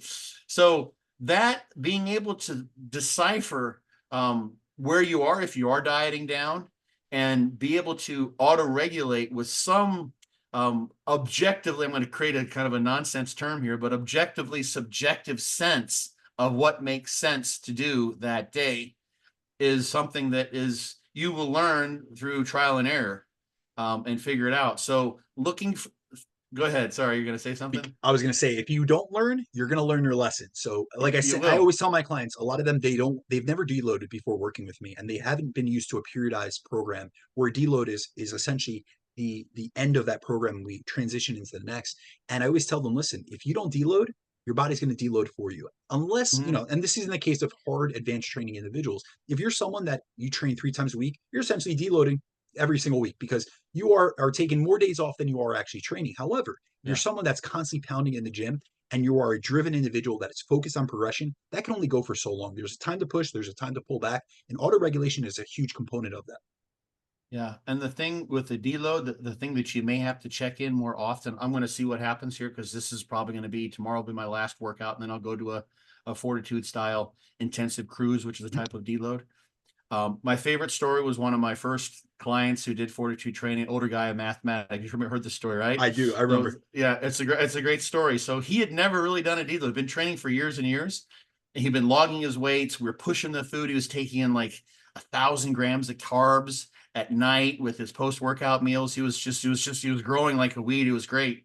And it came time for the deload. He wasn't quite sure. and we did the deload. He came back to his loading set exercises, and he was working in like an 8 to 12 rep range on these exercises, and he picked based on what he'd done previously, which would have been about 4.5 weeks now, because I think he may have gone like 5, 6 weeks, and they're once every 3 weeks. So that exercise was maybe 4 weeks previous. So it'd been a while, and he'd been growing since then. He may have put on like 8 pounds since then. Not all muscle, of course, some water was along with that, but he was making good progress. But he wasn't jumping like he did when he came back after his deload. He picked the weight that would have been appropriate, and even add a little bit more, thinking, okay, I'm going to be aggressive here, and maybe I'll get like 10 reps. He gets like 23 reps on the first exercise, and he goes to the next one. He's like, okay. The same thing happens. He like gets almost double the reps he was expecting to get. And then he went to the next round. We're doing the loading sets, and the same thing happened. And he's thinking to himself, he teaches high level mathematics. He teaches like calculus to gifted kids. He's like, what is wrong with me? I can't even, am I so messed up while I'm training that I can't accurately enter the numbers in my logbook? Or don't I know how to count the plates on the bar? Like, what the hell's going on here? It was just simply because he'd never taken a deload. And what that did was unveiled the training stimulus that he'd applied. And he basically had almost kind of a functional overreaching scenario here, which is how I've set up the fortitude training deload to be. It's intended to have it be a performance taper. So the idea is you do have some that happen to some degree where you at least don't backpedal during your deload. But when someone does, when they're pushing and pushing and pushing and they're not quite sure, taking the deload and at least waiting, I've always sort of said, at least wait until you start to get that sense like, man, I really, really want to train. You're itching. I really want to train. They're just itching. You're chomping at the bit. And then you maybe wait a day. So you're chomping for a couple of days. So you're coming in rip roaring, ready to go. And That's then the best feeling too. Yeah, it is. And then you're like, okay, I'm ready to just kill this Reinvigorated. shit, right? Yeah. And then you'll see what maybe you were doing that was in excess previously. If you come back and you're like, because this would happen with clients sometimes when they're doing DC training, and the style that Dante suggests that I do is you just kind of wing it whichever way you wanted to. And some people would keep moving forward. A lot of them would regress and have to regain those gains and strength during the next blast. And I wanted to kind of figure that out. And that was, I think, folks sometimes probably pushing too hard and coming back too early, right? Because they want to train. So it's like they didn't take a long enough deload. They pushed for 8 or 9 weeks. And then they just went for like, they stopped training on like a Monday and they came back the next Monday and it just wasn't long enough. And they really needed to take some more time off. There's lots of reasons. That would be another podcast topic in and of itself too. Yeah, I personally, in my own experience, I didn't do DC training personally. Andrew Barry, who was actually a client of Dante's, put me through a variation of DC at one point. We didn't utilize the same style in terms of deloading because I believe that one of the approaches to deloading that DC used was complete time off. So it was a detraining period. It's I a could possibility. Be mistaken. Yes, it's an option. That's what he had. So yeah. I did have certain clients that came to me that have utilized that, and they did note a regression because I would ask them, listen, have you deloaded in the past? And a lot of them had taken 1 to 2 weeks off, and they saw a regression in their performance. And that was, I think, just some neurological adaptations, then also, losses in glycogen, things of that sort. So I didn't like that full day training period. And if we actually look at the only study that we have on quote unquote detraining or deloading, which is by Coleman et al. This was released last year from Brad Schoenfeld's lab. They did see that the deload group, they gained the same amount of tissue, but they had an impairment in strength increases. They didn't get the same strength increases as a group that trained 9 weeks in totality. And that could be for a variety of reasons. First of all, they deloaded without being auto-regulated. So after 4 weeks, they automatically put them in a deload. But it also could be the fact that they didn't really need it and they didn't need a full week off, but they obviously couldn't utilize a structure like we would, where we may take off 30 to 50% of volume, titrate back the intensity. So we're modifying different levers within the training programming. Yeah. One of the things that Dante would suggest, and I suggest this too, and I think it can be especially important if someone's getting older, is if you have some flexibility in how you structure your training throughout the week based on weekends versus weekdays, or can create a system that has at least some flexibility built into it. You may come into a workout on, let's say it's a Thursday, and you're like, man, this just isn't the day. And you may just take that day off, right? And come back in. Let's say that Friday was going to be a day off anyway. You come back in on Saturday And by giving yourself just a couple days off there, you can increase the rest period of the recovery period between your workouts. You could double or substantially lengthen it depending on how frequently you're training. And that's a great strategy. So you're not like bailing ship. You're like, oh God, I'm just done, right? I'm just taking a day off. There's too many niggles that are screaming at me. There's too many things going on. I just don't have it psychologically. I didn't sleep right. I'm going to just come back and get back on the horse tomorrow or what have you. But sometimes people in that scenario will say, well, then I'm going to squeeze a double workout in the next day, which doesn't always work out. Then it's like, there's a reason why you felt like you needed the break. Take the break and then see what happens. It's only one workout. You've got thousands and thousands, hopefully in your future, you got thousands of them in your past. I think I added up like the number of, like I'd done like 1 million repetitions or something like that in that article. I tallied it up, number of sets, number of workouts per year, 50 weeks a year, blah, blah, blah. It was like 1 million repetitions, something crazy like that. So there's plenty of workouts. That's a lot. I know, right? You think about it that way. It's like, what happens to like any piece of machinery, like wear and tear. You've got wear and tear, baby. Just keep on stamping, and eventually the stamper runs out, So, and this is wear and tear that's beyond probably what evolution 100%. Intended for our bodies to do. Hypertrophy is not a natural act to the magnitudes, especially that you took it. Yeah. And like anyone who's actually training, like if you're training to failure, you don't see people, if they can't pick something up, then they just don't pick it up in the first place. They might pick something up that's really heavy, but a smart person says, hey, I need some help. Come over here. Right. Unless you're just a complete knucklehead, but you don't go to failure. You don't see people running themselves to exhaustion unless they're doing modern day athletics, right? It just doesn't happen. You don't see it happening like your average person just going and like, so it's like, I'm going to pick up all my groceries until I just like collapse at the door and almost didn't quite make it across the threshold. That's what we do when we train to failure or close to failure. It's extreme. So you got to keep that in mind. So I think I derailed us a little bit. Where are we now? No worries, my friend. So next, what I want to cover is some new ways to achieve progressive overload when your joints can't take heavy loading. So I find that many individuals think that adding load to the bar is the only way to essentially decipher if they've achieved progressive overload. But another method I think is extremely effective is adding reps over time and aiming to use the same loads that your joints and tendons can handle in exercises that are biomechanically fit for yourself and that you feel good and have a great mind to muscle connection with, but doing so for more reps over time or for just better quality sets. So really focusing on the execution and technique aspect of that movement pattern.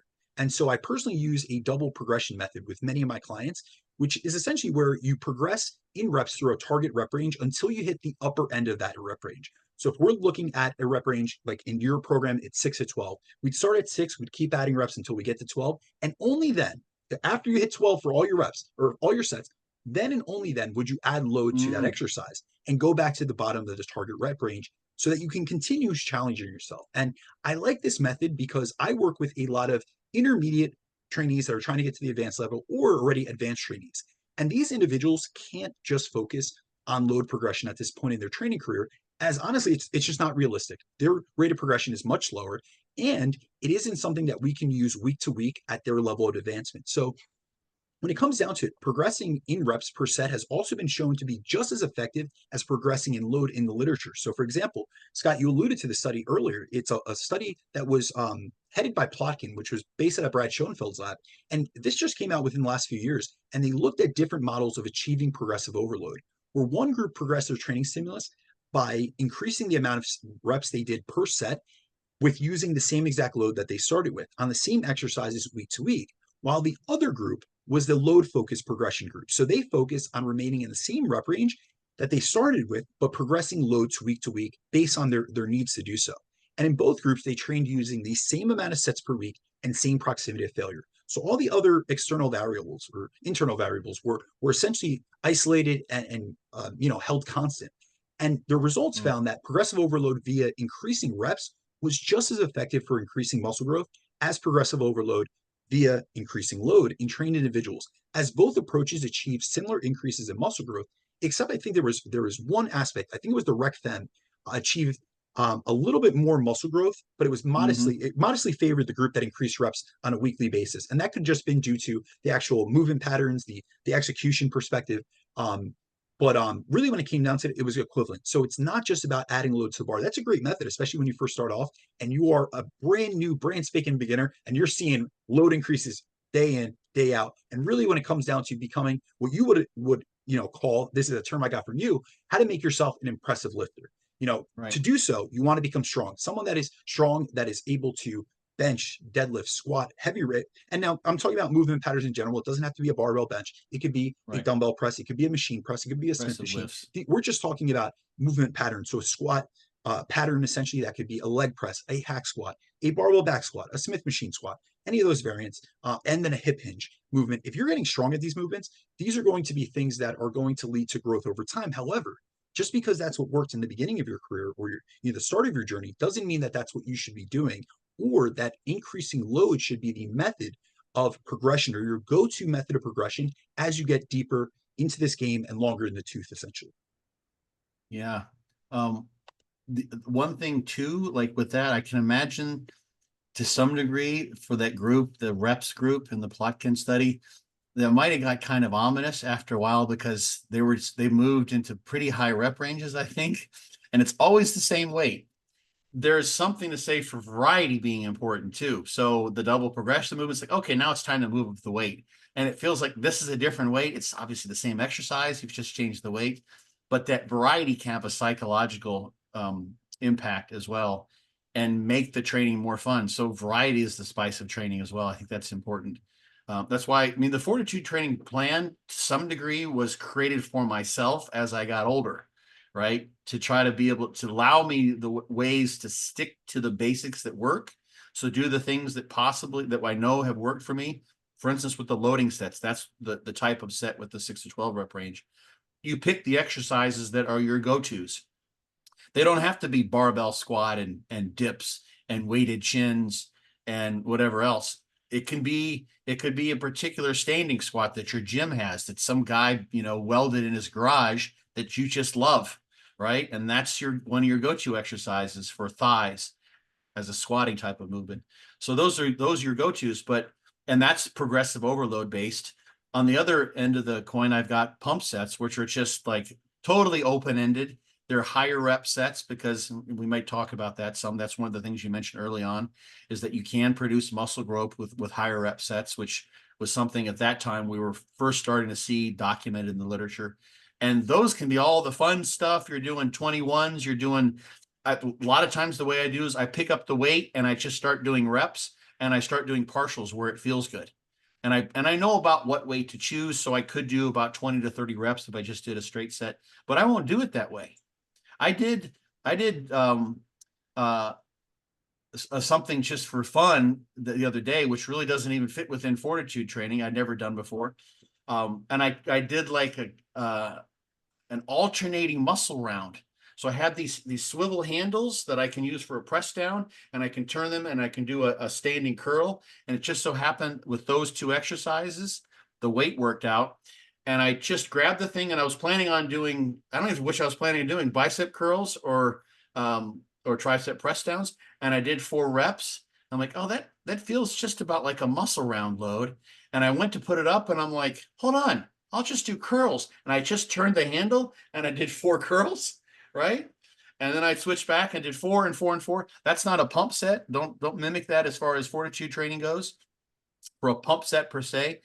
But the idea of going in and saying today's set or what I'm doing is this second exercise for this muscle group is going to be something that is like kind of like a challenge set for John Meadows or a pump set with fortitude training. I'm going to do whatever I want, whatever makes sense and is fun.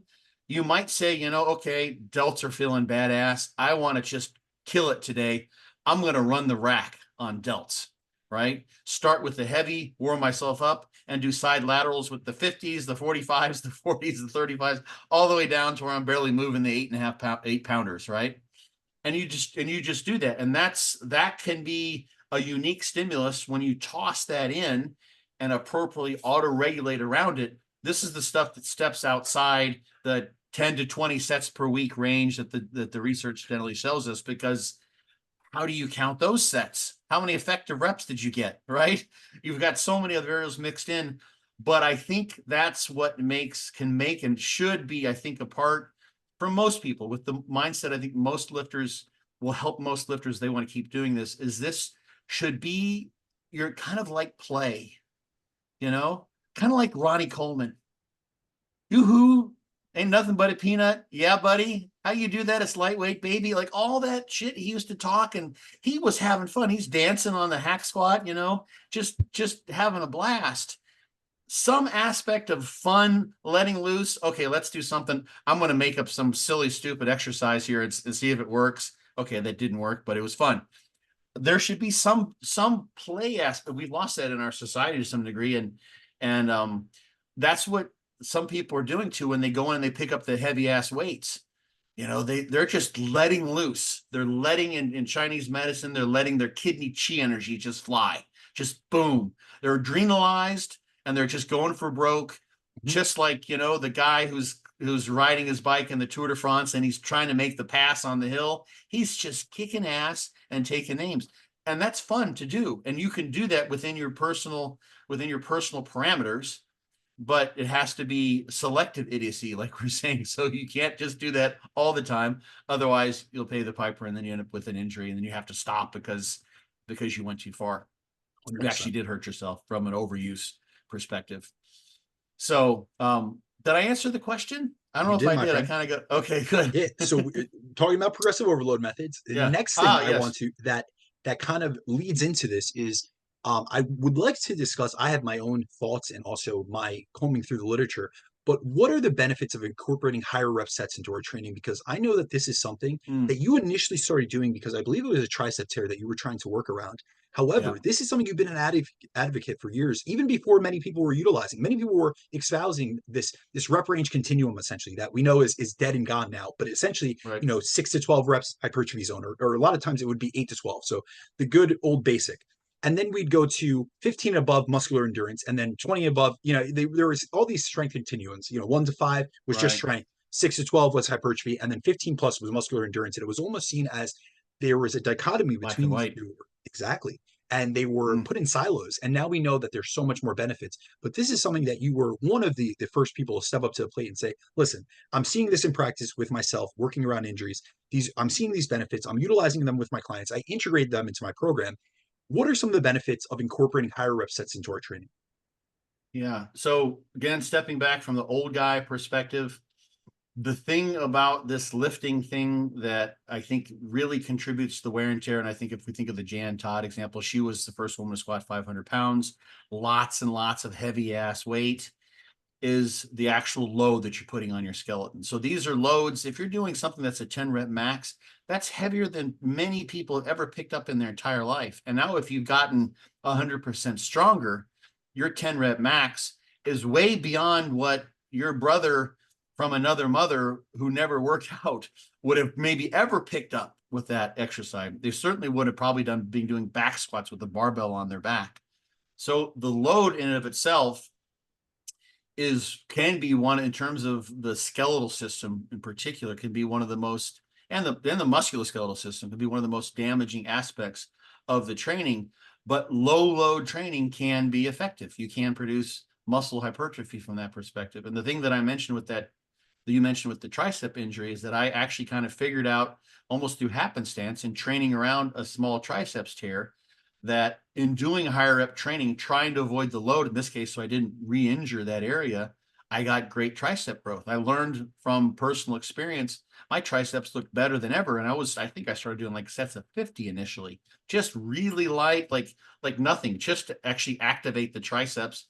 It just felt good to train them, so to speak. So for someone who knows that they can only get away with the heavy training to a limited degree, you can work on the other end of that hypertrophy range and potentially even get more muscle growth if you're someone who's so genetically inclined. We talked about the Carnera study. Yes, we did. The postmenopausal women. We went in depth on that one. Deep into that one. So for folks who haven't listened, that's a great podcast. Pick it out, pick it up and listen. But they found that those individuals who didn't respond to higher load or lower load training, when they switched to the other regime, they got progress. And that didn't matter which loading regime you used initially. But the interesting thing was that those individuals who didn't get a good response from heavier load, many of them did with the higher load, with the lighter load, the higher rep regime. So there will be people that can get something that they haven't previously gotten by going lighter. So if you've never tried that, well, there might be something to be had. There might actually be something that produces better muscle growth for you. The other thing that I find with fortitude training too is because you are sort of releasing the governor, at least the way I've set these up, is that those sets, because they can include partials, can actually be, I think, potentially more stimulating for muscle hypertrophy than doing a heavy set. Let's say you do a heavy set and you go to 0 reps in reserve, like you're doing a compound leg movement. Most people really don't go to failure. You don't see people truly failing on a leg press with their buddies, like, oh shit, we got to push this back. Like that almost never happens. But you could take like a dumbbell, like the running the rack type of thing. That wouldn't be a pump set because you're resting between, but the way pump sets are set up, you've got continuous repetitions the entire time. But you could do partials where you do like a set of 21s, 7 full reps, 7, 7, and then the last one, you just keep moving that weight until there's nothing left. So you could have pretty much close to maximal effort and what I call effective time under tension. Time under tension is kind of a nonsensical term to me. Like it's time and under tension is like, okay, it's a 3-pound dumbbell. That tension doesn't matter. But if it's effective tension where the effort is high, hold on a second. No, Jesse, Clinton. She's trying to climb on the desk. 8. It's been good for 2 hours. We have an invasion from a dog on the podcast. Yeah. Guest appearance. Yeah, there she is. Then you can make those sets really, really tough. And some of the people who like to train the hardest, who do fortitude training, find that that's the case because they can just keep extending the set. So there's a possibility there to get a really, really strong stimulus and take the loading off the spine, off the joints, because you're not training with as much weight. And you can pick the exercises that allow you to do that. And the ones that don't tend to cause the wear and tear, the niggles that happen, the impingement issues, the patellofemoral issues, chondromalacia-like pains, those sorts of things. So you can, and I gave some examples. One way you can actually even make some of your sets more difficult. This is in the article. It's explained set by set or step by step. Sorry, I'm getting bitten on my hand right now by this little monster. And no, hey, well, just a second. No. Danke. That's right. She understands German, so that should get her, I think. Maybe not. You can take a set and move a weight, and then instead of like do a cluster set of some sort, I actually describe in there what's very similar to a muscle round. But instead of resting during those that break between the reps, you hold the weight. So this requires a very low load of something you could probably do at least 30 reps with, but you're trying to do sets of 4 and you're actually holding. So an example would be a knee extension exercise. You do 4 reps, and instead of releasing the weight during the rest period, you hold it. And then you do 4 more reps and hold it. You'll be glad the set's over when you do that in many cases, because it's absolutely brutal. And what I think, and last comment on this, what I think that we have progressive overload. That's about progressing the load, progressing the repetitions, some sort of a performance enhancement or improvement over time. But the feature of that, which I think underlies why it is an overload, is that is a novel stimulus because you're doing something you haven't done before. 100%. It's the novelty of the stimulus. So when you take someone, for instance, who finally says, you know what, I'm going to try this high rep stuff. I've never done it.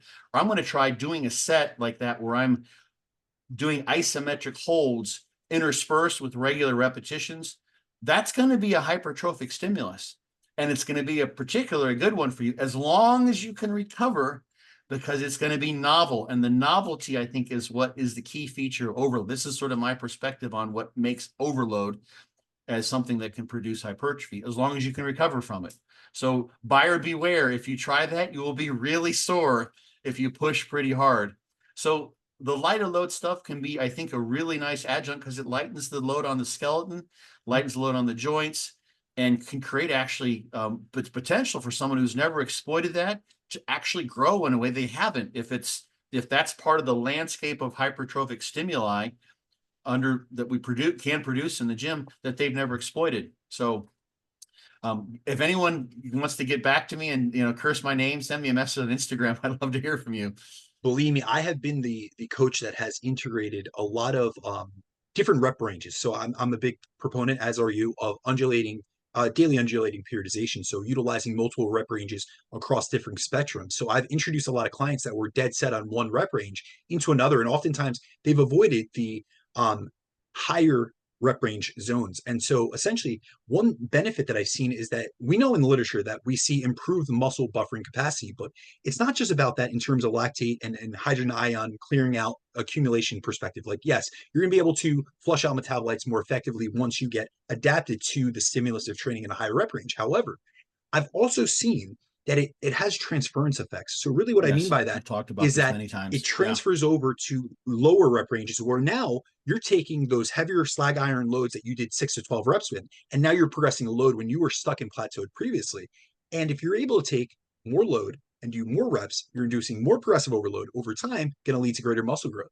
And then on like a cellular level, we do see that higher rep training, just like cardio, would elicit greater changes in mitochondria. So we're going to be able to have better energy production. It's also going to help with muscular contractions. We see that it helps with increasing capillary density. And there is some more recent literature that even looks at cardio as an intervention prior to resistance training sessions. There's a study out of Stu Phillips' lab that came out a few years ago by Thomas et al., I believe. And it was a unilateral leg cycle. And they used one leg, unilateral design. So one leg did a cycle period 6 weeks prior to a resistance training program, and one did not. And they saw not only increases in capillary density, but they actually got better muscle gain as a result. They got a better response to training. And so I think all those are reasons as to why we can utilize and benefit from higher rep training, but also I think that it needs to be contextualized in the fashion or the manner that it's not just one or the other. You don't just utilize one rep range. We really should look at utilizing a multitude of rep ranges. So for instance, Brett Schoenfeld has a great review on the loading recommendations, and he's looking at hypertrophy, muscular strength, and then endurance essentially.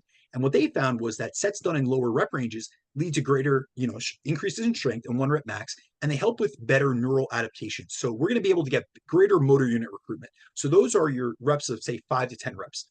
Then what they found was when sets are done in higher rep ranges, they lead to greater increases in muscular endurance, which can help increase our work capacity and the amount of reps that we're actually able to do at a given percentage of our 1 repetition max. So I think that there's a big benefit of combining rep ranges across, training. So, we can combine multiple rep ranges for each muscle, and we can undulate or stagger them, or how we integrate them across the weekly training cycle. So, Scott, I know we've discussed this privately. I do this myself within my own training programs for myself and my clients. I'll utilize undulating periodization, or more so what should really be categorized. And I think Mike Zordos is the best person. His dissertation was on this, but he actually calls it undulating programming to train muscles with different rep ranges throughout the course of a training program. And this could be varied in a multitude of fashions. This could be throughout the course of a workout or just the course of a week. And so really when it comes down to it, we know that fundamentally repetitions between 6 and 30 rep range or 30s, 30 reps per set will induce a similar amount of muscle growth on a set to set basis. So we really have to think about the fact that we can utilize, hypertrophy is such a forgiving adaptation essentially in terms of what can get us to Rome. There's so many roads that leads to Rome. And so let's utilize different rep ranges based on the exercise that we're selecting, the joint structure, what your goals are. Are you more strength focused, or are you actually an endurance athlete or a hybrid athlete? I work with a lot of guys that are doing high rock competitions and Spartan races and things of that sort. So there's so many factors to take into consideration when it really comes down to training. But this is just like some benefits of higher rep training, but actually that leads me into the next topic, which is probably going to be our last one for today. Let me throw one thing in if we have Absolutely. time, just real quick. We've got this physiological complementarity to the adaptations for higher rep and low rep. So you get more muscle endurance, more work capacity, as you said, so you can get more reps made with the heavier loads. You get greater strength. That means you can maybe use heavier loads during the high rep training. So physiologically, you get the adaptation, but I think also psychologically, it makes those last few reps with a heavier load feel Not feel as less bad. difficult. Yeah. And build a pain when you threshold. You sure as heck do. And when you pick up the light loads, they feel like nothing. You're like, oh, I'm going to just tease this. I'm going to just play with this because this is nothing. And so when you start to get the progressive overload on both fronts, you have to get better at the higher rep stuff and the low rep stuff. They complement one another.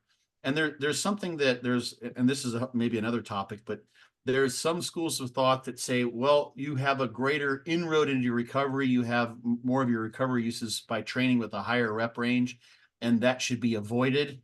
And to that, I would say there may be some people who may grow better from the higher rep ranges. It seems to be a strategy for weak muscle groups that sometimes people will need to employ is change their rep range because they can get a better mind muscle connection with which the research suggests is the case. About 80% of one max or above in terms of load, then you really can't have that mind muscle connection, at least the studies that I've seen. And then the other thing is that you do adapt to this. So the idea that higher reps produce more recovery resources or more recovery inroads may be true, but you also adapt to that.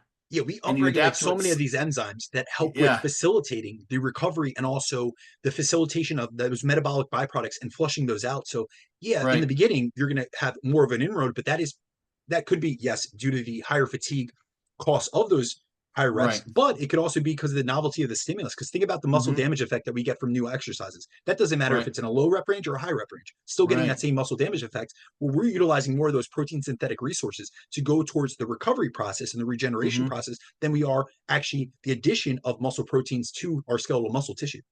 right, right. And once you then have adapted to the inroad that the fatigue that gets caused by that, then maybe whatever fatigue, so quote unquote, I don't like that term so much because we're talking about your recovery afterwards rather than acute fatigue due to the exercise, but whatever recovery inroads are caused by training heavier might be less because that 10 rep set doesn't feel so bad compared to the 30 rep set you did the previous workout. So that's yet to be, I think there's, like we said, this interaction between those two types of training. Of course, you can train in the middle ground too.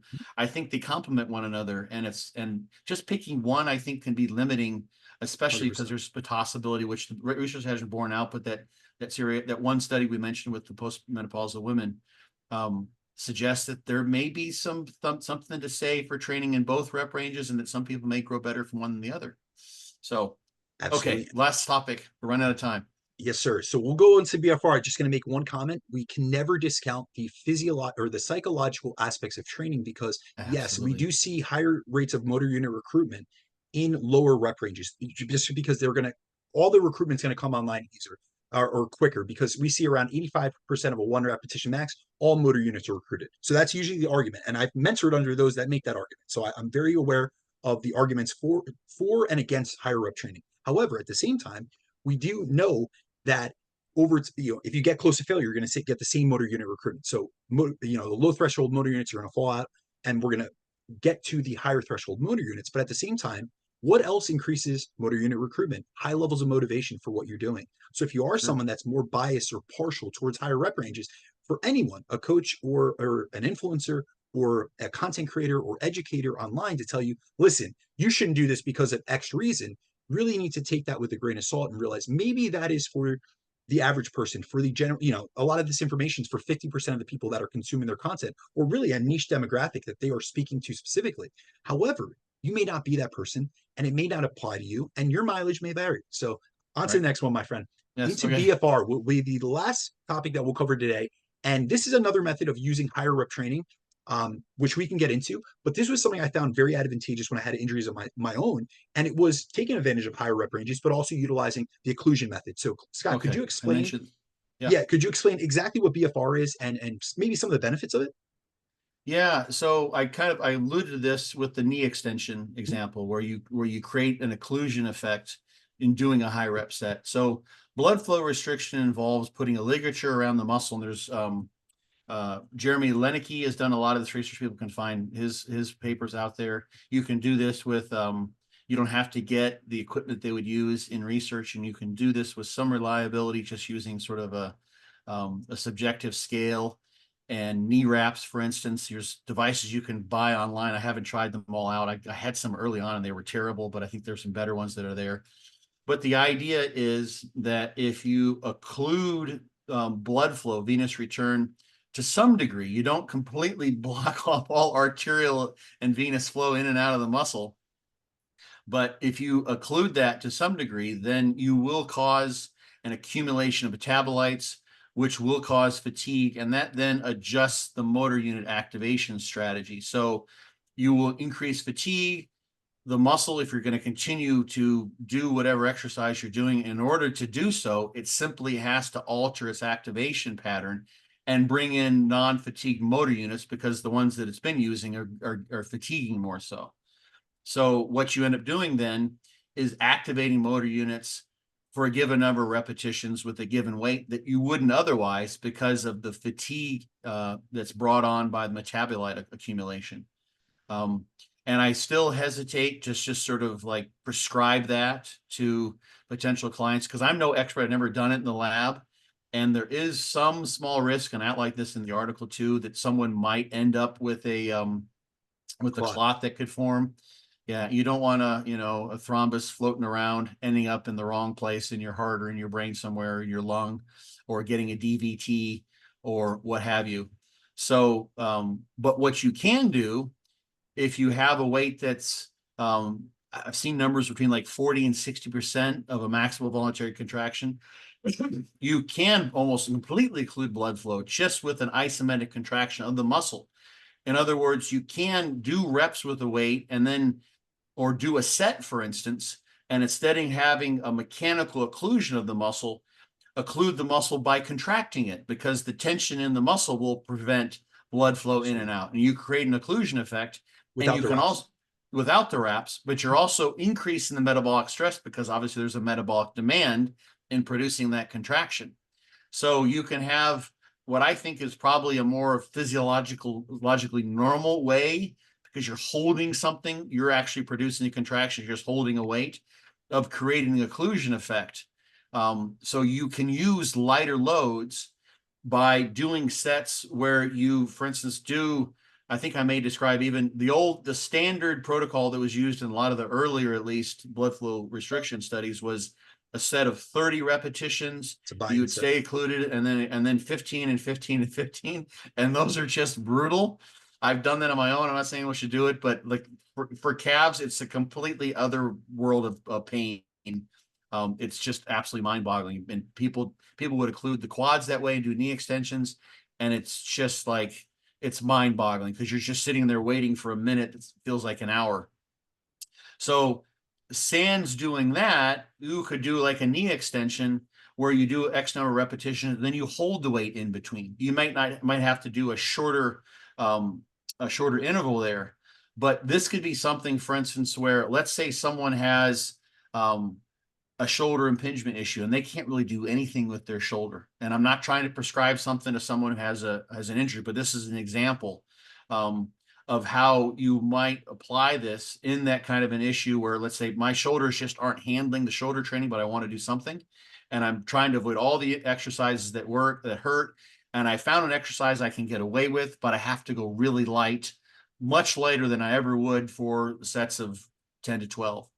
But you pick a weight that might be something you can do for 30 reps if you did it. And you would do, like, let's say a side lateral. Let's say that's the exercise. And you might do 5 repetitions with a very lightweight. Let's say you're doing side laterals with 40 pounds, right? Good form, almost a pause at the top. That feels good. And for you now, this is like, that's a no-go, because you tend to get some impingement that you're working on, but you can do 15 pounds in this case. And you're working around these exercises that you are treating. You're seeing a physical therapist. You're taking care of yourself. And you can do this exercise. You may actually try it out with just some warm-up reps to see if you get some inflammation afterwards that you may have to take care of. And you do a set of 5, and then you hold the weight at the top, count for 5 seconds, and try to do 5 sets of 5. Or maybe you want to do a fortitude training style thing, and you try to do 6 sets of 4 that way, with what might be 12 pounds, right? By the last 10 or 15 reps of that exercise, it's going to be maximal effort. You're going to Henneman size principle, because of the fatigue that's ensued, you're going to bring those motor units up to where you're activating all the ones you can potentially activate at a firing rate as high as you can possibly activate them, because you're at maximal effort. It's going to be somewhat different. The pattern's going to be different than you lifting a heavy load, but it's likely to be a hypertrophic stimulus. And in deconditioned people, you can actually get muscle hypertrophy by doing treadmill walking for with an the older person occluded. with occlusion, right? Yes, absolutely. Because more than likely, because that activation pattern becomes different because of the occlusion. So with the occlusion, basically you're creating the metabolic stress in a very enhanced way, which changes instead of doing 80 reps, right? You end up doing 25 reps. Absolutely. With the holds in between. Yeah, so really when it comes down to it, guys, BFR is a method of higher rep training, but essentially what Scott is referring to and really getting to is the fact that we utilize a cuff and it's going to restrict blood flow to the limb, and it's going to be proximal. So it's going to be upper limb. And essentially, it's going to cause our muscles to have to work harder to contract because we're essentially limiting oxygen delivery. So now we're able to get more bang for our buck with lighter weights. And it's going to be similar in terms of hypertrophic outcomes as heavy load training.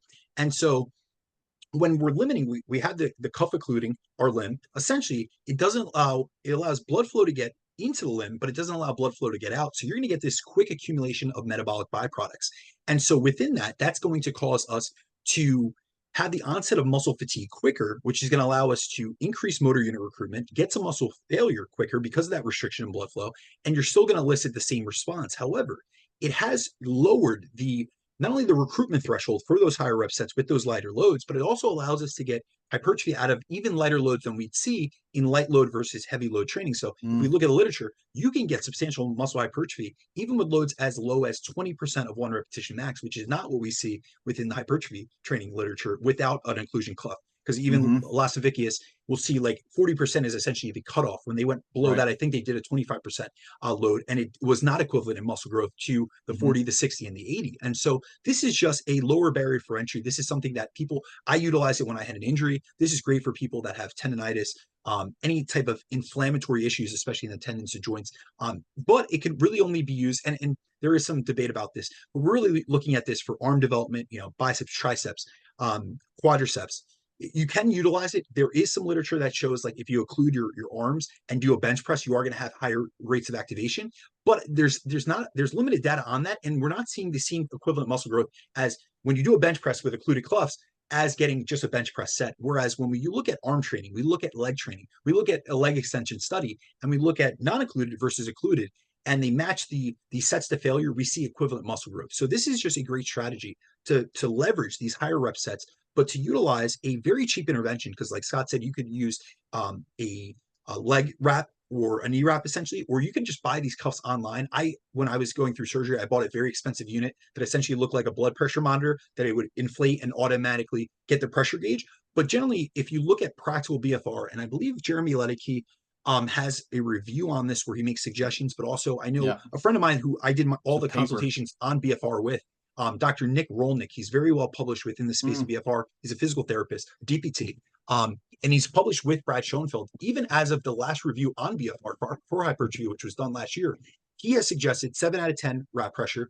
He's also given adjustments in terms of, yes, you could do the 30 rep buy-in set and then 3 sets of 15 with 30 seconds rest in between. You can even utilize lower rep ranges and just utilize a higher rep range.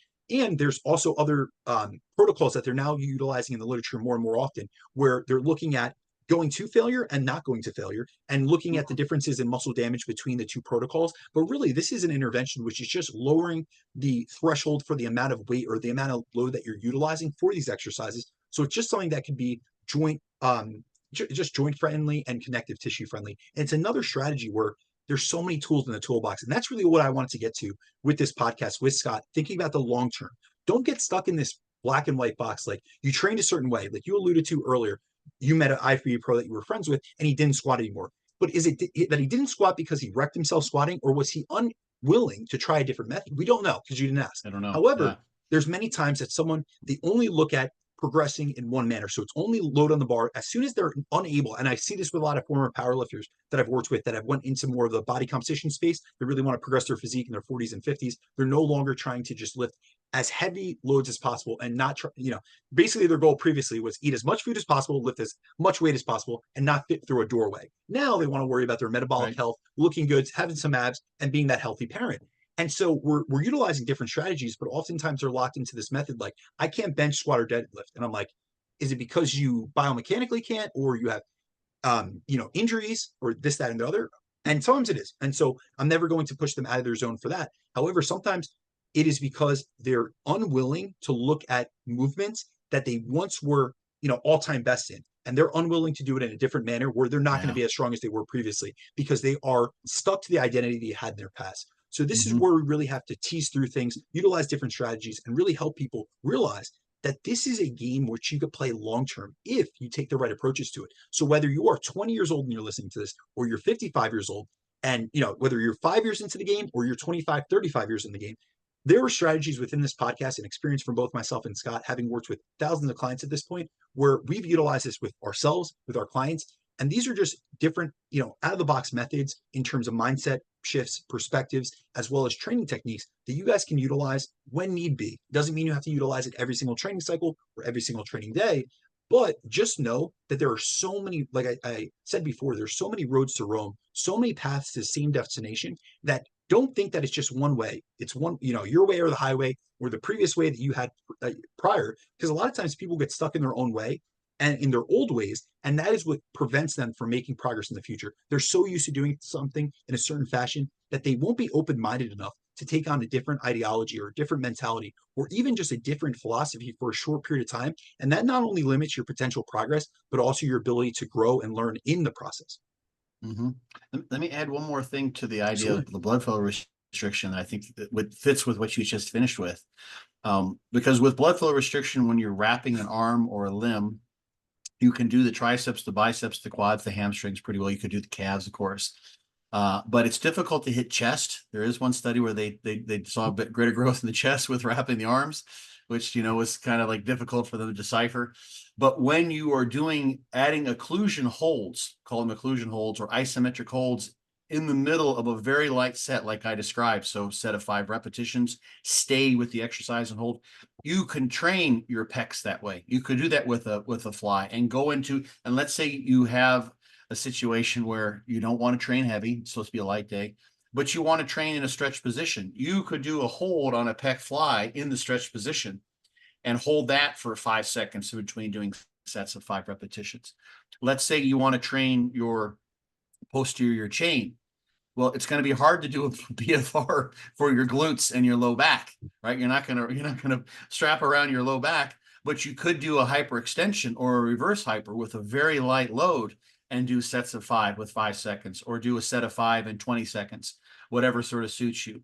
So doing the exercises that are exercises you can do and doing holds in those with your own isometric contraction being the way that you produce the blood flow restriction rather than using an external ligature of some sort is something that I think opens up a whole bunch of possibilities. And you take the guy, the power lifter who's like, I can't squat. I don't want to squat, bench, or deadlift because I'm nowhere near my previous numbers. We mentioned DC training. Dante Trudeau was asked, I saw this just on Instagram not too long ago. He said, if you had one leg exercise that you could do, what would it be? And he said, I think he said Smith squats with the pause in the bottom, right? Okay. So deep, all the way down, pause in the That bottom. I lengthened actually end position. up in the lengthened position, right? And deep down. Of course, the weight's going to be much less than if you're just trying to, Heave. do a low bar wide, powerlifting type squat. No, this is going to be more of an Olympic lifter squat, but you're going all the way down and it's exploiting an isometric contraction in the lengthened position. That's what Dante's all about. Slag iron. Dante's the one who brought that term slag iron into the bodybuilding world, as far as I know. And that was his choice. So you might be able to do those exercises or some semblance of those with a much lighter load. Step outside of your old paradigm, your old identity, and do those exercises with a completely different loading scheme, lighter loads, isometric contractions, blood flow restriction induced by contractions of the muscle itself rather than an external implement, and be able to fall in love again with those exercises and say, oh my God, this is so much harder than doing a triple. you know, or so much more rewarding if I try to do a set of 15 with 2.25 with a 3-second hold at the bottom with every rep. I'm blown up like a mofo. Like, this is a crazy exercise, and I don't wreck my spine in doing it, and I can squat again because I love to squat, right? Whereas, you know, I'm not trying to compare myself to my 20-year-old person. That guy's gone. He's out of there. He's a memory you can brag about to your grandkids. You know, the older you get, the better he was. But he's not around anymore. He's not your competition. You're your competition. So that's why I put those exercises in there as an example, because those are brutal. For people who haven't tried those are just about as hard as anything you can do in the gym. And if you like being challenged, what I think probably most people are listening, they like the challenge, they like overcoming challenges. That's one of the most gratifying things about the iron sports, is that you're trying to beat gravity. And you're never going to ultimately win. Gravity always wins. Father Time always wins. But it's fighting the valiant fight, workout by workout, and figuring out, like, okay, my sword's gone, my knife is gone, but I got my fists. I'm going to that. I can't train heavy. I'm going to try something else. And those are strategies that let you do that. Let you rust proof yourself against Father Time, so you can keep on fighting the good fight and enjoying it while you're doing it. So anyway, this has That been was fun, man. absolutely, Scott. That was, first of all, that was a masterclass, and I truly appreciate not only your time first and foremost, but also your wisdom in this, because you come from not only the evidence, but you also come from a great amount of experience. And I always, we have talks that go deep into physiology and all these topics, but you always give me practical applications and applicable things that come with stories, and I really appreciate that about you. I Right. you know, learned so many things from you, but also about you, and that is a process that has really deeply impacted me from an intellectual perspective, but also just how I'm able to go about disseminating information for other people, and tying in my own story to things. So first and foremost, I want to thank you for your time. And the other thing, just the last thing I want to wrap this podcast up with and just tell the audience, one thing I would like you to think about when you're going into the gym, or when you're pursuing your next dieting phase or your next cutting goal, be where your feet are. Think about being in the moment. Take it one day, one workout, one, you know, cardio session, one meal at a time. And then also train to see another day, train to see another session. Don't take it like this is the last one on earth, because a lot of us can get into this victimized mentality where we utilize training as an outlet, which is a great thing. However, sometimes training is facilitative towards those goals and towards releasing aggression and anger and things of that sort. But I'll tell you personally, I went to a lot of therapy about this. Training used to be my outlet for my personal anger and the angst that I had from my childhood. And that wasn't a facilitated method. That was something Yeah. that kept me very locked in. It made me a selfish bodybuilder and competitor, but I'm such a better person because I did the internal work. So realize that training can be such an outlet for you in many aspects. It can be, for me now, it is a physical expression and manifestation of my work ethic, of the values, of the principles that I hold myself to as a person, a coach, a guide, a partner, a son, an educator, and a man in general. However, realize that there are still things that we need to do internally. It's still work that we have to do. And this kind of comes to, you know, I'm just thinking about, and I know we didn't record this and we're not going to go into this, just some of the conversation you and I had, Scott, prior to recording the podcast. But I think it's really important to think about this, because a lot of times if you train angry, it will come back to bite you in the ass. So that's just a little end cap to this, and realize that we want to train to see another day, like I said. And these are all going to be strategies that you guys can utilize, and it might not be applicable. This might not reach you right now, and you might not hear it, but I will tell you, there's been so many podcasts that I've recorded over the years where a client or a friend or a follower or a listener, they weren't ready to hear it in that moment, but they went back years later and listened to it. So I hope that you guys not only download this, but bookmark it. And if you're not in that phase in your life now, this will always be here. So this is the update to the Rust Proofing the Iron Warrior. This is the 2024 edition. In comparison to 2014, I really highly, what I will do is I will link in the article itself from Elite FTS, Scott, if you don't mind me doing so. Yeah, And so you guys can see where he started, where he was at 10 years ago, and then also the evolved Dr. Scott Stevenson, who is more of a wealth of knowledge now than he even was then. And he is someone that has been more than gracious with his time. So I want to thank you, Scott. And as always, guys, thank you so much for listening to the Chasing Clarity podcast. We will see you next week. Thanks, Peace. brother. I appreciate it.